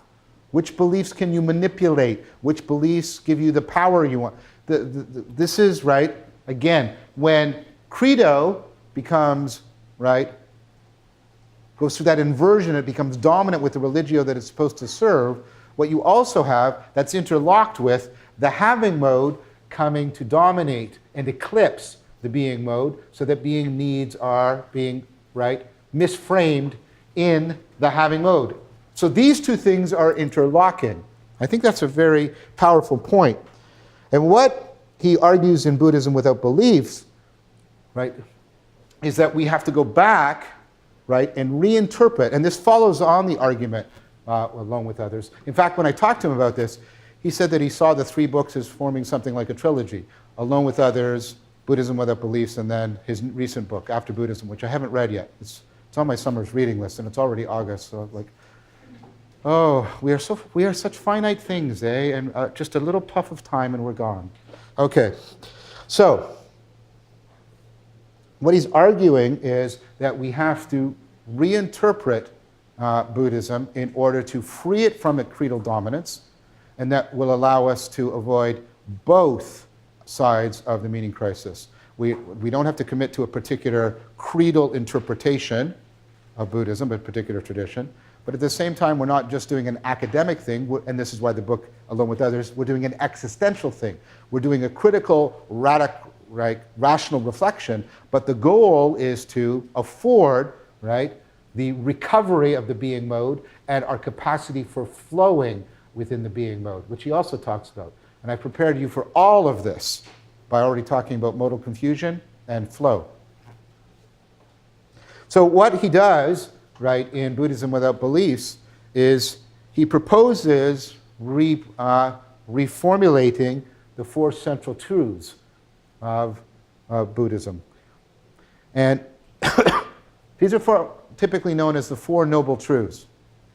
The Four Noble Truths are regarded as the core of Buddhism, and they're generally presented as propositions to be believed. He instead that we should call them the Four Ennobling Truths, and not talk about them as propositions, but talk about how they can transform us. I proposed this, and I proposed this to him when I had supper with him. I said, I think you should replace even truths with the four ennobling provocations of insight and change. And he said he liked that. So at least this is a plausible extension of his own work. So what I want to do is quickly show you what this would look like, right? How we could recapture Buddhism as a religio, and in a way that, right, more directly connects it to the perennial problems and makes it amenable to an integration with cognitive science. So here's the first noble truth, the way it is typically said, which is all life is suffering, or all life is dukkha. Now, as a proposition, that's ridiculous, because any absolute comparative claim is an oxymoron. If it's all suffering, then it's also all not suffering, because there's nothing to compare it to, right? Suffering is a comparative term, right? If everything was suffering, then there would be nothing that wasn't it to compare it to. There'd be no standard that it was failing to meet, no baseline that it was exceeding. It would be a meaningless proposition, right? And you could see why somebody like Schopenhauer could misinterpret Buddhism also as saying, well, it's all just crap. It's all really, really lousy. Which again is not what the first thing, because if it's all really, really lousy, right, then again, what are you possibly saying? It doesn't make any sense. Here's how I suggest we could recover the religio, recover a way of trying to provoke modal clarity,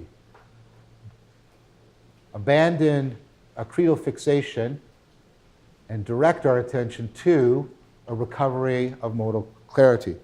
Instead, this is what I suggest we would replace it with. Realize that all of your life is threatened by dukkha. Not all life is suffering, which is some metaphysical absurdity. Realize that all of your life is threatened by dukkha, where we understand dukkha as parasitic processing. Perhaps parasitic processing mixed up with modal confusion, with experiences of absurdity and horror, etc., etc. All right? So, realize that there is no aspect of your existence that is safe and secure from the threats, the perennial problems. Because the very machinery that is making you intelligent is the self-same machinery that is making you perpetually susceptible to self-destructive, self-deceptive, parasitic processing, making you perpetually susceptible to all the other perennial perspectival problems. There is no aspect of your life that there is no situation or scene, no object or event that will preserve you from these threats. Okay? Now that's important, because that means give up trying to have something that will alleviate this threat. Because there is nothing that you can have that will do that, right?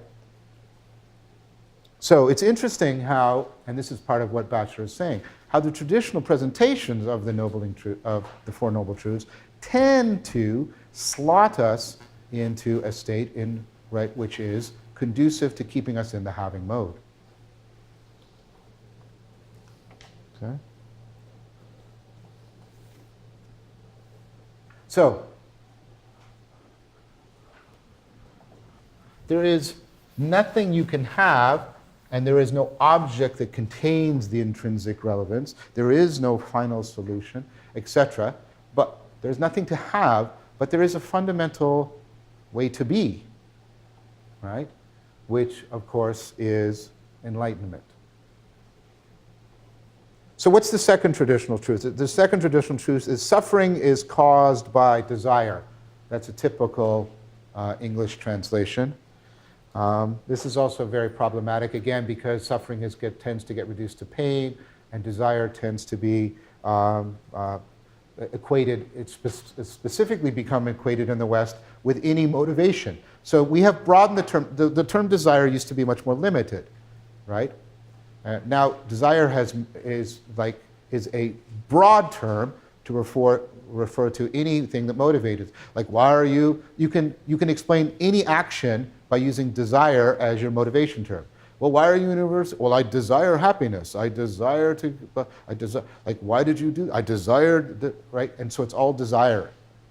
So that becomes a very problematic thing to say. I would instead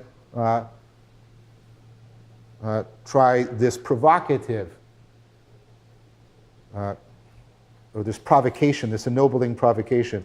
Realize that dukkha can be understood. That's the key part. Dukkha can be understood. It is not magical. It is not supernatural. It is not beyond your comprehension. Right? So that's the first part. Realize that dukkha can be understood. And dukkha is caused by projective attachment. It's caused by, right, all of the machinery that makes us misattribute why we are losing our agency.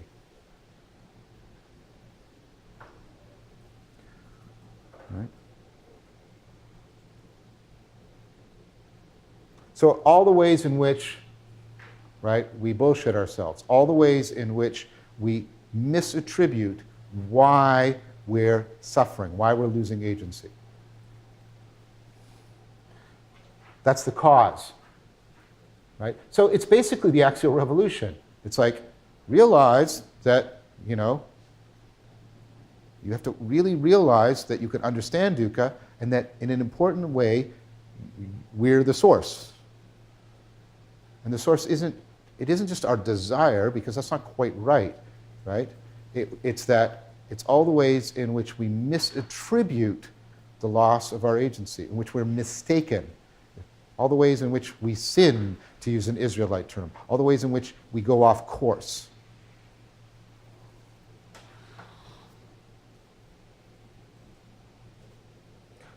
Right? So, I think the way of picking this up is that, right,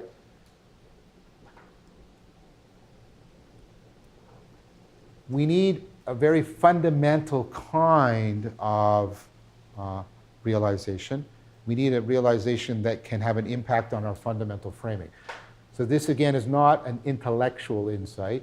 This is a much more fundamental insight, and we're altering at a very deep level mythos and noesis and also logos.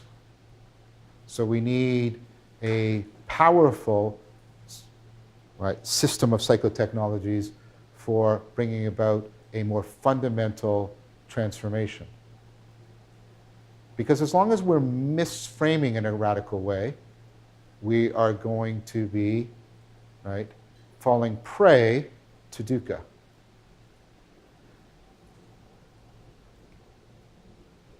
So the third claim, the traditional claim, is the cessation of suffering is attainable.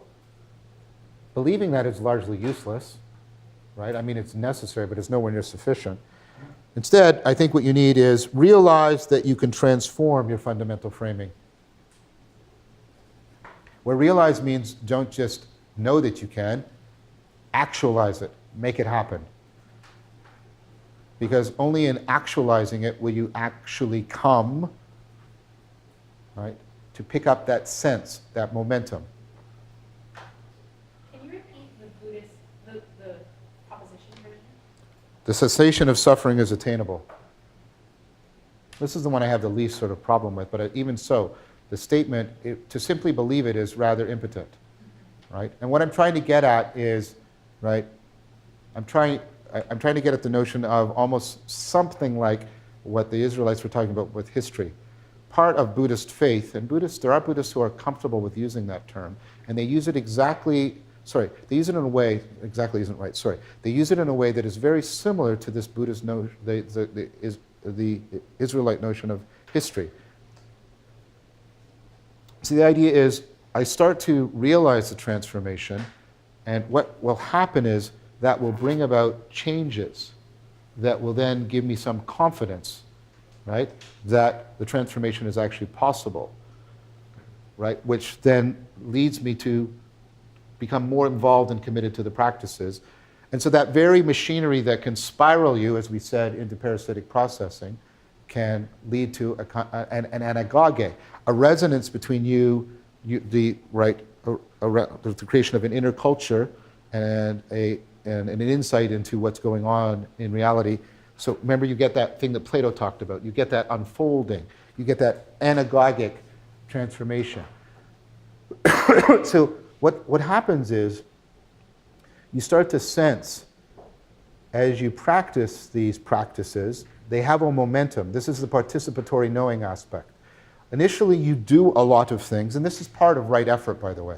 Initially, you sort of do things, but more and more, right, it's that things are happening to you as you do things. It's more and more that you get a sense that you're now in a course, that you're on a way that has a momentum that you're starting to be carried along with. So it's not just that you're pushing yourself forward, you also start to feel like you're being drawn along, entering the stream. Entering the stream is a common metaphor. So initially, to enter the stream takes effort.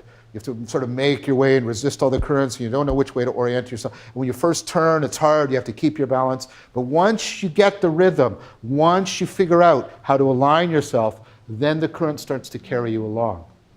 It's that kind of thing. And that's not really well captured in a proposition. So, the fourth traditional truth, the way of cessation is the Eightfold Path. Okay? And you know this, right? Right view or right understanding, right thinking or right aspiration. I would put there, a better term would be right philosophia. Right? Right speech, right action, right livelihood, right effort. Right effort, again, is about avoiding the reflectiveness problem, getting that spontaneity, getting that participatory knowing, right? Right mindfulness, right? We ultimately want mindfulness that will take us into prajna, right concentration. We want the kind of training of attention that will lead to the kinds of transformations we've been talking about here.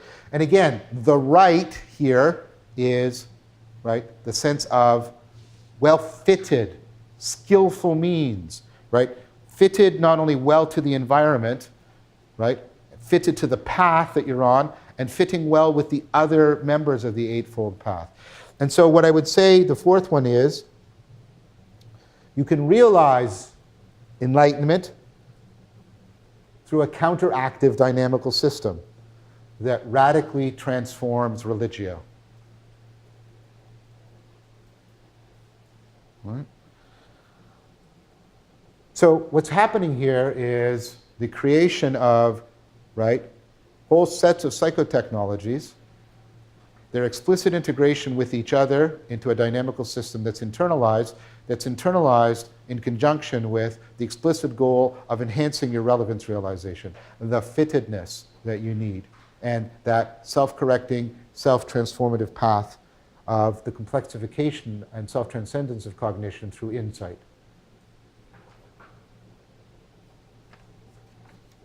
Okay.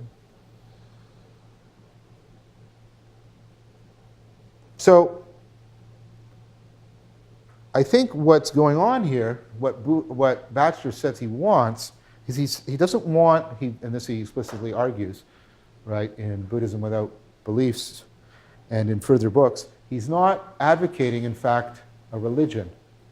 He thinks that religions have become too identified with credo, with belief.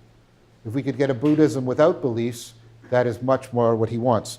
Now, when he wrote Buddhism without beliefs, he thought Buddhism, especially Western Buddhism, was in the state where this was still possible. Perhaps his next book, which I haven't yet read, the book of his that I'm next going to read after Buddhism, perhaps he's abandoned that. But initially what he thought is that Buddhism wasn't belief-centric, and that we could get a form of Buddhism without beliefs that could give us instead what we want, what we need to address the meaning crisis, is what he calls a culture of awakening. A culture of awakening would be the kind of stuff that I've been talking about here, in which we have a mythos, right, that gives us a sacredness landscape that enhances our religio without committing us to creedal claims and supernaturalistic interpretations of sacredness that are no longer commensurate with the scientific worldview that we are all mostly committed to. So a culture of awakening would be exactly the kind of thing that we're seeking in this course. We're seeking a way of trying to co-opt the machinery of culture, actually the machinery of culture, consciousness, and cognition, in such a way to integrate it with third-generation cognitive science that we can address the meaning crisis. Get a culture of awakening. A culture in which we can still have a sacredness landscape that supports, with communities and traditions, the rigorous pursuit of enlightenment as a response to the perennial problems, and supports the cognitive scientific endeavor of trying to fit human beings back into the scientific worldview. That being said, that takes me to the next person we need to talk about, and that would be Francisco Varela.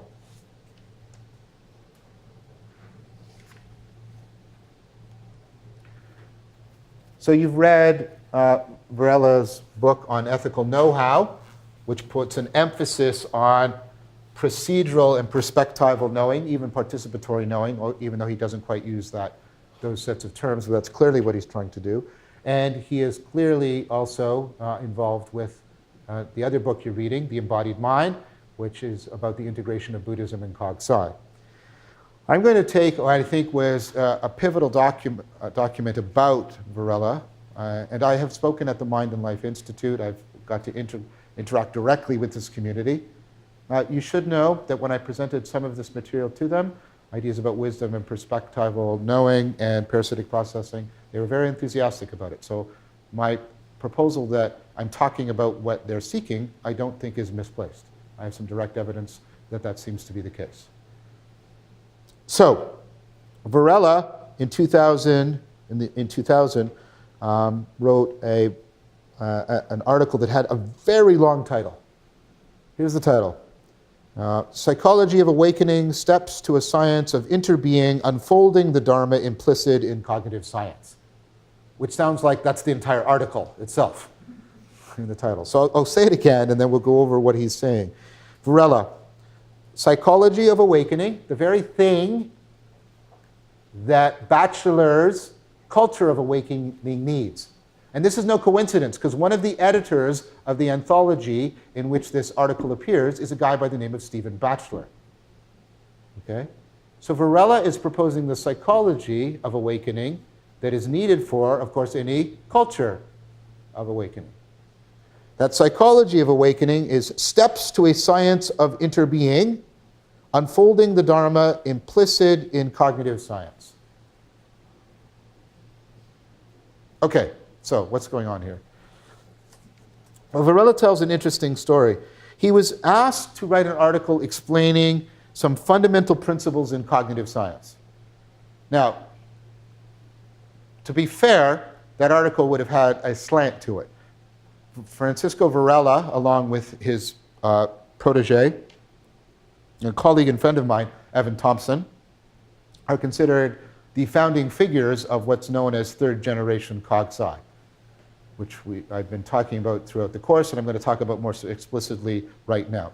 So I think when he was asked to write these articles, and obviously given the article he wrote, he was asked to write about, the fundamental principles of third generation cog sci, the kind of cog sci that he represented. So I would actually say this is third generation cog sci that he's writing about, which is the form of cognitive science that is becoming predominant right now. Some of you know about this because you did Cog 250 with me. Okay? So what happened was, as he kept trying to write about cog sci, he tried to come up with sort of 4 fundamental insights that would capture what he thought the core of third generation cog sci was, right?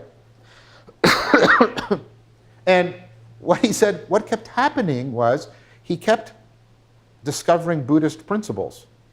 He kept finding, he was advocating Dharma, traditional central claims made by Buddhism. So he kept throwing it out and then go back and he start writing and doing, and then he gave up and he said, you know what, I'm not going to do this. I'm not going to try and keep these two separate. It just doesn't work. That's why what he's doing is, right, unfolding the Dharma that's implicit in cognitive science. He thinks that third generation cog sci is implicitly embodying, I use that as a pun for some of you who know, implicitly embodying central features of, right, what Buddhism was trying to do, at least what Stephen Batchelor was talking about when he's talking about a culture of awakening, a mythos of sacredness that helps to alleviate the perennial problems and secure us against the historical factors. So what's these? I've tried to give names to these that all start with E to help you remember. So here's the 4 insights, and they should now be familiar to you, actually, because of what we've done around relevance realization. But let me just give you the 4 insights. The first is embodiment. And I will add to that embeddedness. Because Varela, to be fair, does talk about both. And so does Thompson. If you get a chance, watch some videos by Evan Thompson, read some more of his books. Unfortunately, he's not here anymore at U of T. U of T lost. He used to be a professor here at U of T. If you ever get a chance, if you are in BC, I don't know why you would be in BC, but if you are in BC, right, go to conferences led by him or see him if he happens to be here giving a talk. If you can take a course with him, I strongly recommend it. He's a brilliant thinker. He's one of the most original thinkers we have around right now. And he's also an incredibly good person. Like, he's just a very decent guy. So get it if you can. So I would say both embodiment, and I'm going to extend that into embeddedness. The second insight is emergence. Emergence.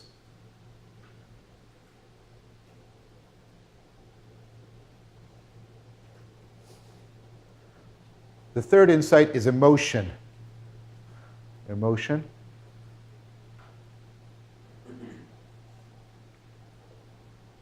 And the fourth insight is excellence. Excellence. So what you're going to see is that most of the Cartesian connections that were lost, or most of the connections that were lost in Descartes, are now being recovered in third generation cog sci.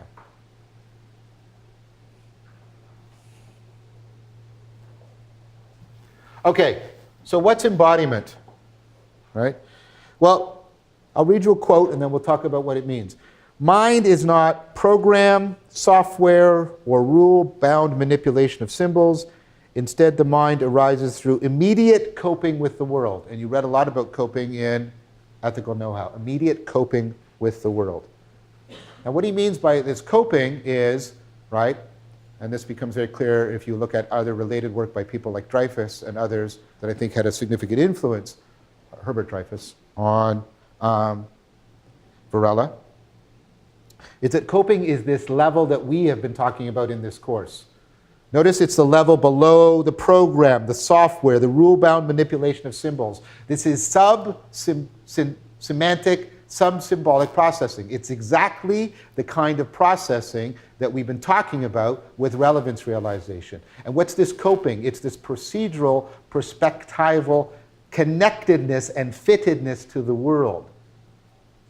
It's the level that we've been talking about in this course at fundamental framing. And it's a self-organizing process that we procedurally participate in and that is connected to the various landscapes of our perspectival knowing. That's what he's talking about.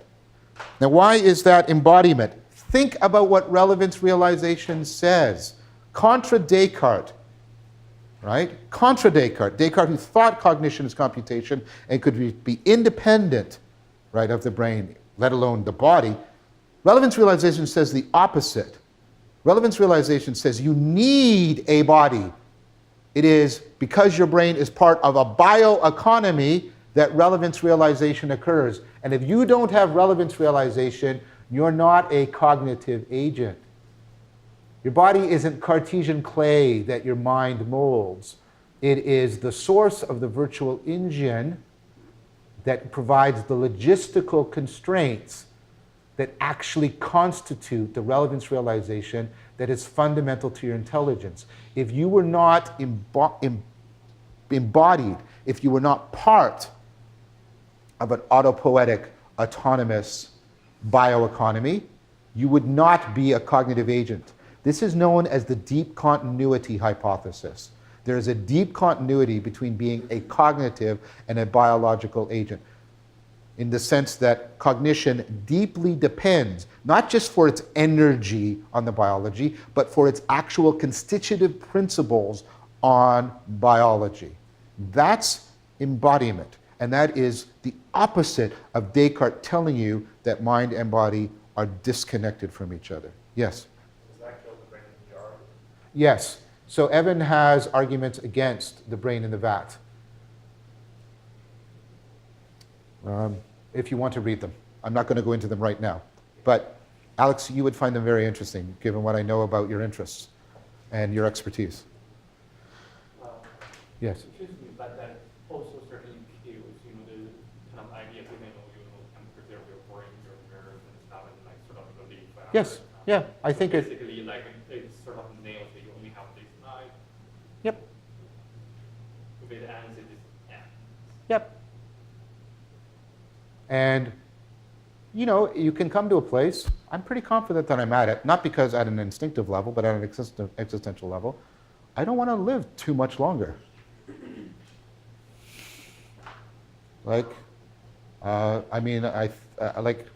Really, you can come to a point where if you lived, I think, in a certain way, immortality is just not something you want.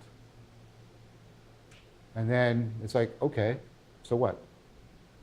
Like I said, I think the commitment to immortality is the commitment to the horizontal identity at the complete expense of the vertical identity. I want to live as well as I can, not as long as I can.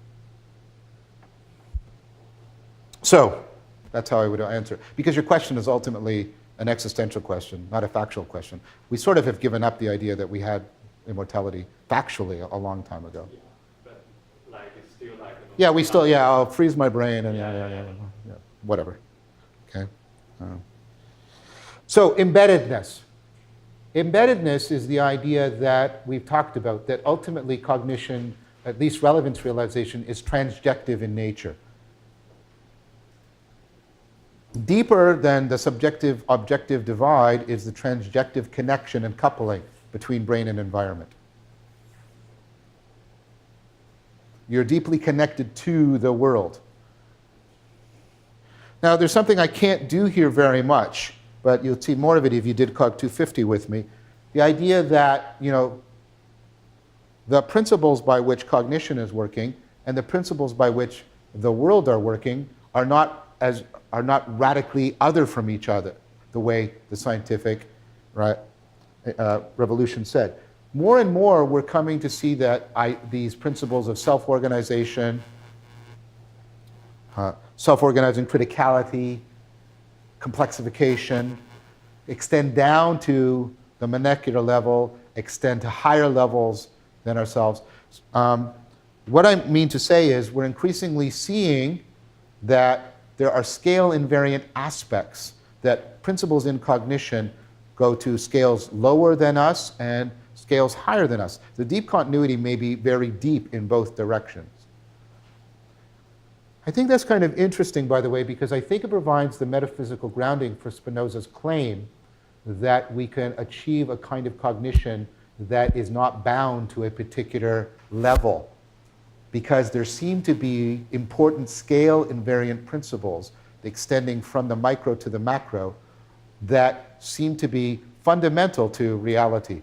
And so there may be some actual real metaphysical grounding. So it's not just experiential that's happening in Scientia Intuitiva, which is obviously the case, but also it may be tracking an important fact about our fundamental connectedness, transjective relationship to our environment. Yes, Thomas? Asking about the experiential transformation of Scientia Intuitiva, I'm looking at this sort of embeddedness, scale of very deep Yeah. continuity idea. It feels as though that experiential aspect is actually kind of rooted pretty well in this framework, actually, as the sort of naturalizing, part of the naturalizing element of it is just that instead of having that Cartesian disconnection between consciousness and body, assigning actually functionality to the conscious aspects of the idealism to address one of Descartes' concerns about mind, body. Yes, yes, that's what I'm saying. I'm saying that I think Spinoza was right in that there seem to be deeper principles shared between mind and body, if I can put it that way, than the differences that Descartes made central. And these scale invariant things seem to be pointing to exactly that kind of thing. Is that what you're saying? I was just asking specifically about the distinction between the experiential aspect and the cognitive development aspect of. Oh, well, oh, sorry, I misunderstood you. Well, that's the prochiron. That's going from knowing it as a proposition to it experiencing it within your perspectival knowing. There are some serious proposals on the table. I'm just starting to read them, so I'm only putting them at that the kind of math for describing the self-organization in your brain, the probability math we use shouldn't be classical probability theory. It should be quantum probability. Namely, the same kind of formulas we use for describing the quantum world seem to be appropriate for describing the way the brain is processing information. This is not the same thing as saying your brain is a quantum computer, by the way. I am not saying that. These people are explicitly not saying that. What they're saying is it looks like there's scale invariance in the principles of organization between the cognitive level and this quantum level. What's going on right now is exactly this. I think what's uncontroversial is there's increasing discovery of these scale invariant principles. There's a book out there called Design in Nature, a good play on terms, words by the way. Take a look at it. It's making this kind of argument also. So, the transjective nature of cognition, relevance realization at least, and the fact that there's deep continuity and potentially, well, more than potentially, actually, scale invariant principles points to a deep interconnectedness, a deep embeddedness. So notice some of the Cartesian disconnections are disappearing. The mind-body disconnection, the mind-world disconnection. In connection with that, sorry for that pun, the next insight, emergence. So how does Varela talk about this? Mind neither exists nor it does not exist. So notice each one of these is a sort of a fundamental Buddhist idea. The first insight is the massive interconnectedness of all things, that mind and body are deeply interconnected, mind and world are deeply interconnected. Now this one is the mind neither exists nor doesn't exist, which sounds like a horrible Zen thing to say. And this is about the point about emergence. So some of you, again, might have been at the recent Buddhism. We talked, and this comes out in developmental psychology. A colleague and friend of mine, Mark Lewis, talks a lot about emergence in developmental psychology. This has to do with a lot of the stuff we've been talking about with dynamical systems theories and complexification and the possibility of producing new functions, new abilities, qualitative changes in development. And This is the possibility of exaptation of functions. So the main idea behind emergence is that the system has properties that its components do not have. Now, just what emergence is and what it commits it to is a very thorny topic in cognitive science right now. And we wrestle with it somewhat in Cog 250, a lot more in Cog 402 when I teach it. I'm not going to try and resolve the emergence issue here. And to be fair, to me, Varela doesn't try and resolve it. What he points to, though, is its increasing importance. And that's uncontroversial. Okay? And again, you seem to have, right, every discipline is committed to this notion in some fashion, which is hard to get clear of. But to use his analogy, he says the mind, or the self, exists the way England exists. Now, does England exist? Well, yeah, of course it does, because England's going to leave the EU. We say stuff like this, and it seems to be true. We say things like England's leaving the EU. England, like, who are we talking about? Are we talking about just those people right now? No, because some of those people are going to be dead right before England leaves the EU. Some of them haven't been born yet when England actually leaves the EU, but it'll still be England leaving the EU. And are we talking about just the people that have preceded? No, because and what are we talking? Are we talking about just the people? No, because if I move all those people to an island in the Pacific, it's not really England anymore. Are we just talking about the geography? No, because England has changed its size and its shapes. What are we talking about when we're talking about England? Oh, is it just an illusion? There's no such thing as England, so England didn't defeat, right, France in the Napoleonic Wars? Well, of course England did, because a person can't go to war, only nations can, blah, blah, blah, blah. Point is, how does England exist? Well, England exists as a self-organizing political, economic, and environmental system. That's what England is. And that self-organizing economic, political, environmental system, right, is constantly evolving. And it has properties as a system that none of its component parts has. And each one of those systems is itself a dynamical system. The environment, as I hope you're coming to know, is an ecology, which is a dynamical system. The political system is also a self-organizing system, and the economic system is a self-organizing system. So not only is England a dynamical system, its components are dynamical systems. And you have lots of layers of emergence. Now, if I told you any of this before this course, you would have sort of went, what? Oh, weird. But we've talked about what a dynamical system is. We've talked about what dynamical systems theories are, and how they work, and how they're central to science.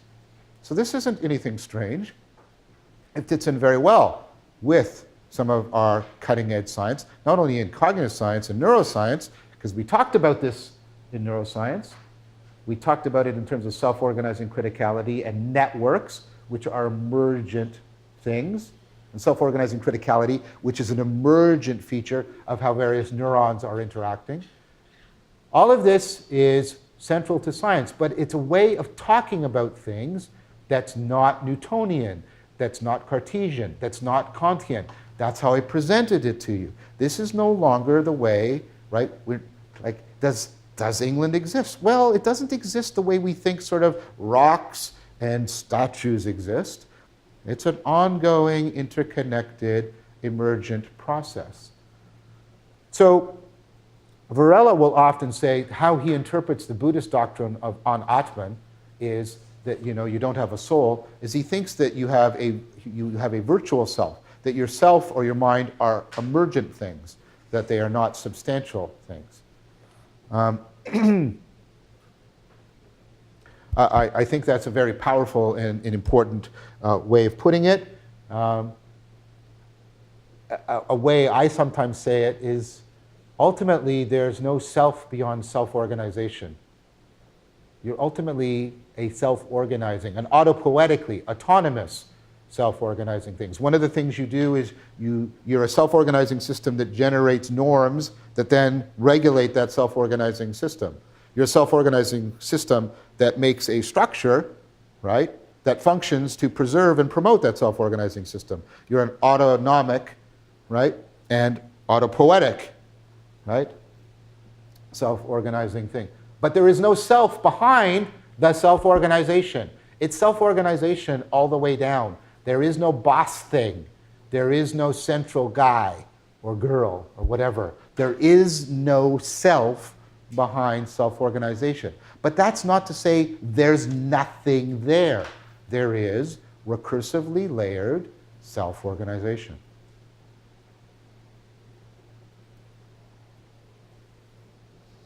So we can give up the Cartesian self, the Kantian self.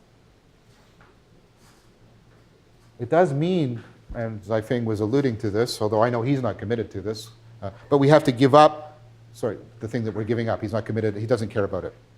We have to give up like the Christian soul in that sense, in the way it has been historically come down to us as something that we have integrated with the notion of a substantial self, of a permanent inner ultimate something that is directing everything else. We spent a long time in neuroscience looking for the boss of the brain, and there isn't one. And by the way, the central executive is neither central nor executive. That's kind of inflationary terms for what that part of the brain does. The brain is a massively, recursively, autopoietic, autonomic process, coupled to its embedded environment while being coupled to its embodiment within a brain. Yes? Have you heard the philosophical argument that's kind of, if materialism is true, then the United States is conscious as a self-organizing? Yes, there's problems with that because I think you need much more than just self-organization to have consciousness. So we talk about this in Cog 250. I think what you would need was the kind of recursive relevance realization that's dealing with problems of combinatorial explosion in an autopoietic, autonomic manner in order to plausibly assert consciousness for the whole of the United States. So many features that I think are missing from the kind of machinery associated with consciousness. Many features that are central to consciousness in the brain are missing from that sort of Gedanken experiment. So if the United States had those features, the United States could be conscious. Why not? You don't have any problem with a lot of neurons achieving consciousness, do you? So I think if we hooked brains up in the right way, we could create a super consciousness. We could create a kind of God being for ourselves. It sounds like a science fiction novel, ready to happen. There's no reason why we couldn't, in principle, do this. Does it exist now? I don't know. Depends by what you mean by consciousness. I mean, some people think that culture might represent a higher level of consciousness. I don't think so. But is there any reason in principle why it couldn't happen? I don't see why not. I don't think it is the case, but I don't think there's any deep reason why it couldn't be the case. Does that answer your question? I think the harder question is, does an ant have consciousness? No. Because they are autonomic, autopoietic. I don't know, I'm assuming self-organized. I have no idea what's in it. See, the thing about ants is, there might be an argument to be made for the colony, because individual ants don't look like they're solving problems. It looks like they're hardwired to, it looks like they have a hardwired set of very small routines, and it's the interaction between individual ants that is producing their problem-solving abilities. But like, if it's in principle possible that we can make a super state consciousness or something. Yes. But I mean, if we are committed to this, third generation focus on field, at the same time, if we in principle create something like that, we have to give up, at least like consciousness at the individual level, as we know it or knowledge. For example, if like we not just like create super consciousness, just for example, do something for a brain to increase or like processing capability like that. No, that wouldn't be enough. We'd have to be linked up the way he was trying. The thing I'm trying to say is that if we enhance our cognition, we just take it away. It's not like we just get less memory, you are going to get something more like brain damage. Oh yes, no, I mean, Yeah, I mean, so, you know, the thing I'm trying to say is that if we, in principle, can create the super consciousness, then, like, you know, that, you know, individual level consciousness as we know it still exists. I think well, think about this. You have a whole brain consciousness, and there seems to be evidence that you can have consciousness just at the hemispheric level. There's pretty clear evidence of that. So, in fact, there's people who, I mean, Tononi, one of the most important neuroscientists of consciousness, think that multiple consciousnesses within one brain is actually highly plausible. And some people have been arguing that that's in fact the reason, what's behind things like the third man factor, the fact that we can experience entities in our dream that seem to have a kind of independent awareness. There's been research done on lucid dreamers, especially in Germany. It's always in Germany, right? That seem to indicate that the people that you can encounter in lucid dreams are capable of insights that the ego consciousness is not capable of. So I'm not quite so sure. It doesn't necessarily mean that consciousnesses dissolve into the highest level. So that's enough about that, okay? I'm not tying third generation or the response to the meaning crisis to the science fiction scenario of creating super consciousness. It would be morally valuable to do so before we proceed to try and endeavor towards such a project. Towards such a goal. Okay, so that's what emergence gives you. And I think we can think about the self then as sort of, you know, the highest level virtual engine for you. The most comprehensive, right? The virtual governor that regulates the largest amount of your behavior. Not all of your behavior, because a lot of your behavior is uncharacteristic, as we sometimes say. And of course, you can modify the virtual engine through the acquisition of various virtues. And of course, we talk about changing the self by altering your character, where your character is the learned aspect, the acquired aspect of yourself, as opposed to your personality, which is the biologically given aspect. So, right, in addition to your biologically given virtual engine, as we would expect, because we're human beings, there's a culturally accessible virtual engine that can integrate with and significantly modify. In fact, I would argue that a large part of wisdom is cultivating a character that compensates and ameliorates the flaws given to you by your personality. You can use culture to correct, if I can put it this way, biology. That's the gift you have for the kind of being that you are. So one of the things we should, and this is again, if we're modally confused, we will not be paying attention to the cultivation of our character. It will not be central. But if we're modally clear, then the cultivation of our character is one of the most important projects.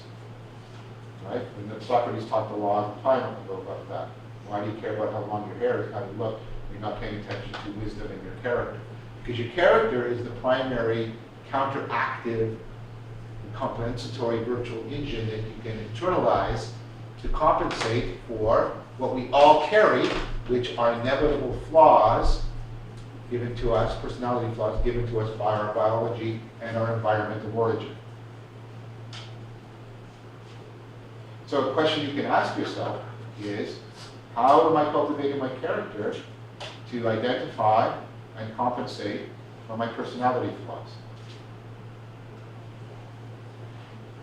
So, not only is this a Buddhist notion, and is it commensurate with the growing discovery that your cognition is inherently developmental. We've already seen that in this course. That your cognition is inherently developmental. It doesn't just happen to develop, it functions by development. And like I said, take a look at the Buddhism talk I gave on developmental psychology, its promise and its peril. I go into this more at length. Like you saw it in the course. Not only is this central to cognitive science and to Buddhism, it actually, again, is empowering because it gives you a notion of self and mind that actually can help you to cultivate wisdom and compassion. and enhance your agency. So rather than sticking to having a substantial self, we could shift to an alternative view that allows us to become more wise and compassionate. Actually enhances our agency, rather than clinging stubbornly to some metaphysical, magical truth for our agency. Third insight, emotion. Okay? This is, again, to criticize the Cartesian view, right? We've talked about this already. This is the idea that cognition is inherently affective and motivational. It's inherently emotional in nature. And this goes right to the notion of this coping, this fittedness to the environment. I've been saying this throughout the course. Relevance realization is not cold calculation. It is about caring. It is about commitment. It is about what grabs your attention. It is about what raises your affect. It is about what motivates you to action. It is about what shapes your fundamental identity and the identity of things. It's about what creates the meaning that ultimately, as the Stoics argue, affects all of your behavior and your experience. Relevance realization is emotional through and through. And many people, if you took COG 250 with me this summer, or if you take COG 402, more and more people are coming to realize that this notion of caring is central to being a cognitive agent. I mean, Damasio pointed that out in his book, Descartes' Error. You have people whose computational processing is separated from their emotions because of brain lesions. They don't become Spock or Data. They don't become these ideal individuals. They become incapable of solving even the simplest problem because they're always confronting combinatorial explosion. You have Reid Montague in his book, Your Brain is Almost Perfect, arguing that what fundamentally distinguishes you from a computer is because, unlike a computer, you have to care about your resources. You have to take care of yourself, which means you care about some information more than others, because you are taking the risky chance every moment of what could commit your attention, your memory, your time, and your opportunity resources too. And that is always a risky gamble.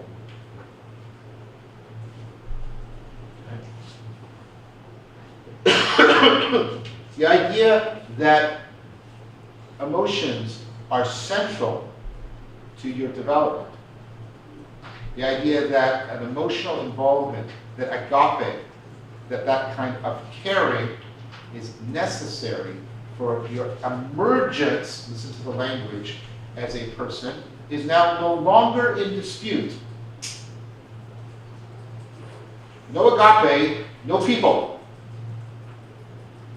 Not only is emotion, right, central, this caring is central to your cognitive agency, it's central to your development and how you got to be here as a cognitive agent. This tired and stupid dichotomy between reason and emotion that we've inherited from the collapse of the meaning crisis and has been made vicious on both sides by John Locke and the Enlightenment and Rousseau and the Romantics is something we just got to get past.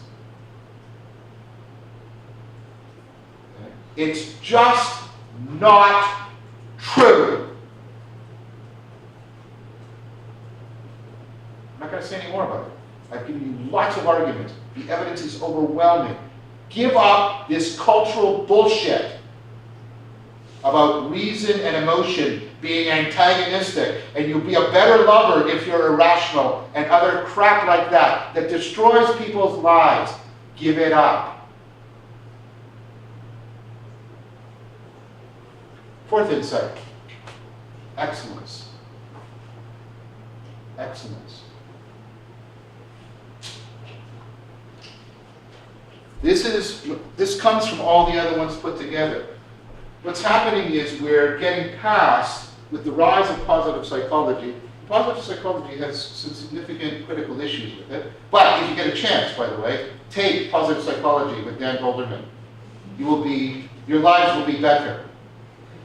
He's a gifted teacher, and he's one of the best advocates and explainers of positive psychology. So I strongly recommend it. One of the, for all of the criticisms I might have of it, and I have some, I think it's confusing certain issues about happiness and meaning and virtue are being sort of confused together. I won't get into that. That's for another time and another place. I'd like to have another public discussion with Dan about those kinds of issues. But one of the central ideas of positive psychology is, again, that we have been stuck in a pathological framework.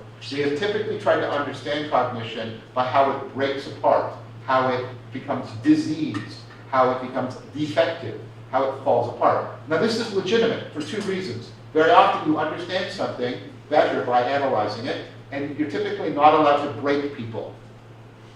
Like you can't say, you know what, we got to figure out the parts of your mind that we're going to need to break your mind. You don't go, okay, as long as it's for science, that the state, as it should, protects him, right? So we have to rely on minds naturally breaking down in order to analyze them. Secondly, there's a noble motive, which is helping people that are in distress and disease.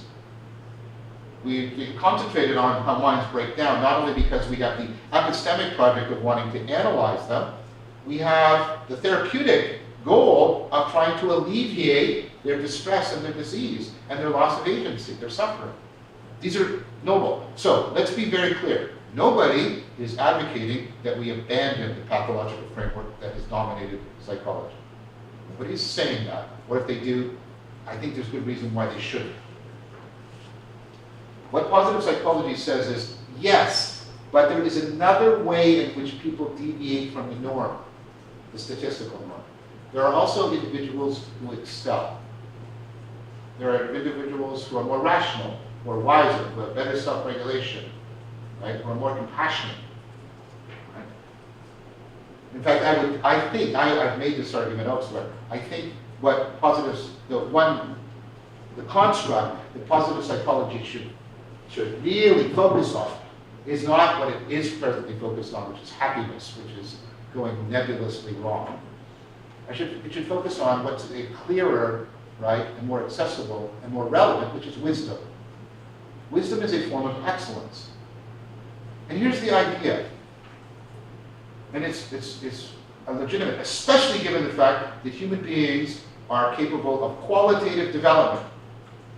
The idea is that important properties of the mind and the brain are only revealed in development, are only revealed when it excels beyond the norm.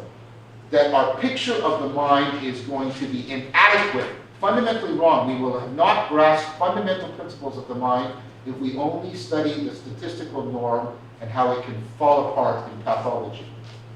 We have to also see how minds can excel, go beyond the statistical norm in order to have important features, powers, and principles of the mind actually revealed. But this fits so perfectly with everything we've been talking about. Right? We've been talking about the cultivation, right, since the actual revolution of self-transcendence, of wisdom and compassion. Today, the potential for enlightenment and how that might reveal important capacities and properties of the mind.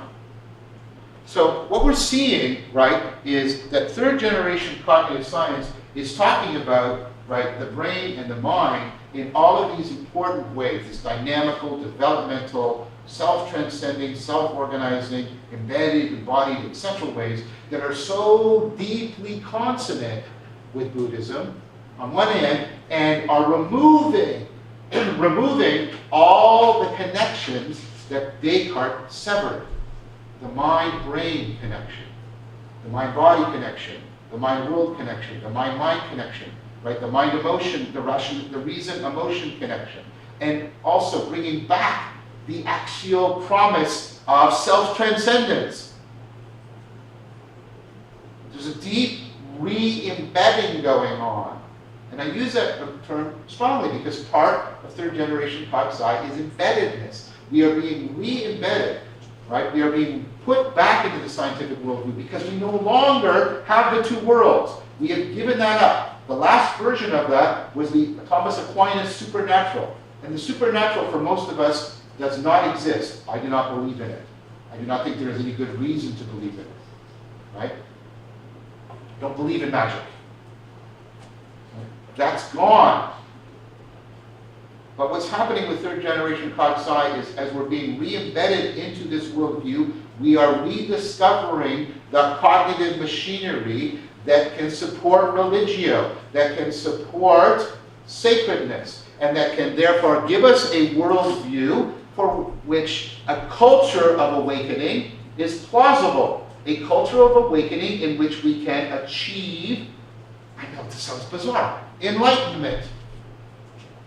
So that both the historical factors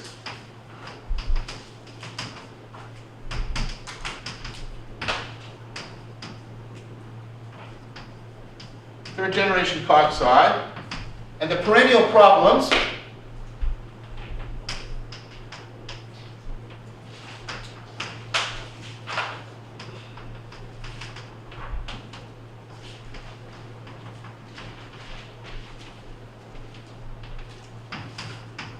these can both be now addressed. They can both be addressed. Both sides of the meaning crisis can be addressed. We have the potential for a psychology of awakening, a culture of awakening, and a cognitive science that explains how all of that is scientifically plausible.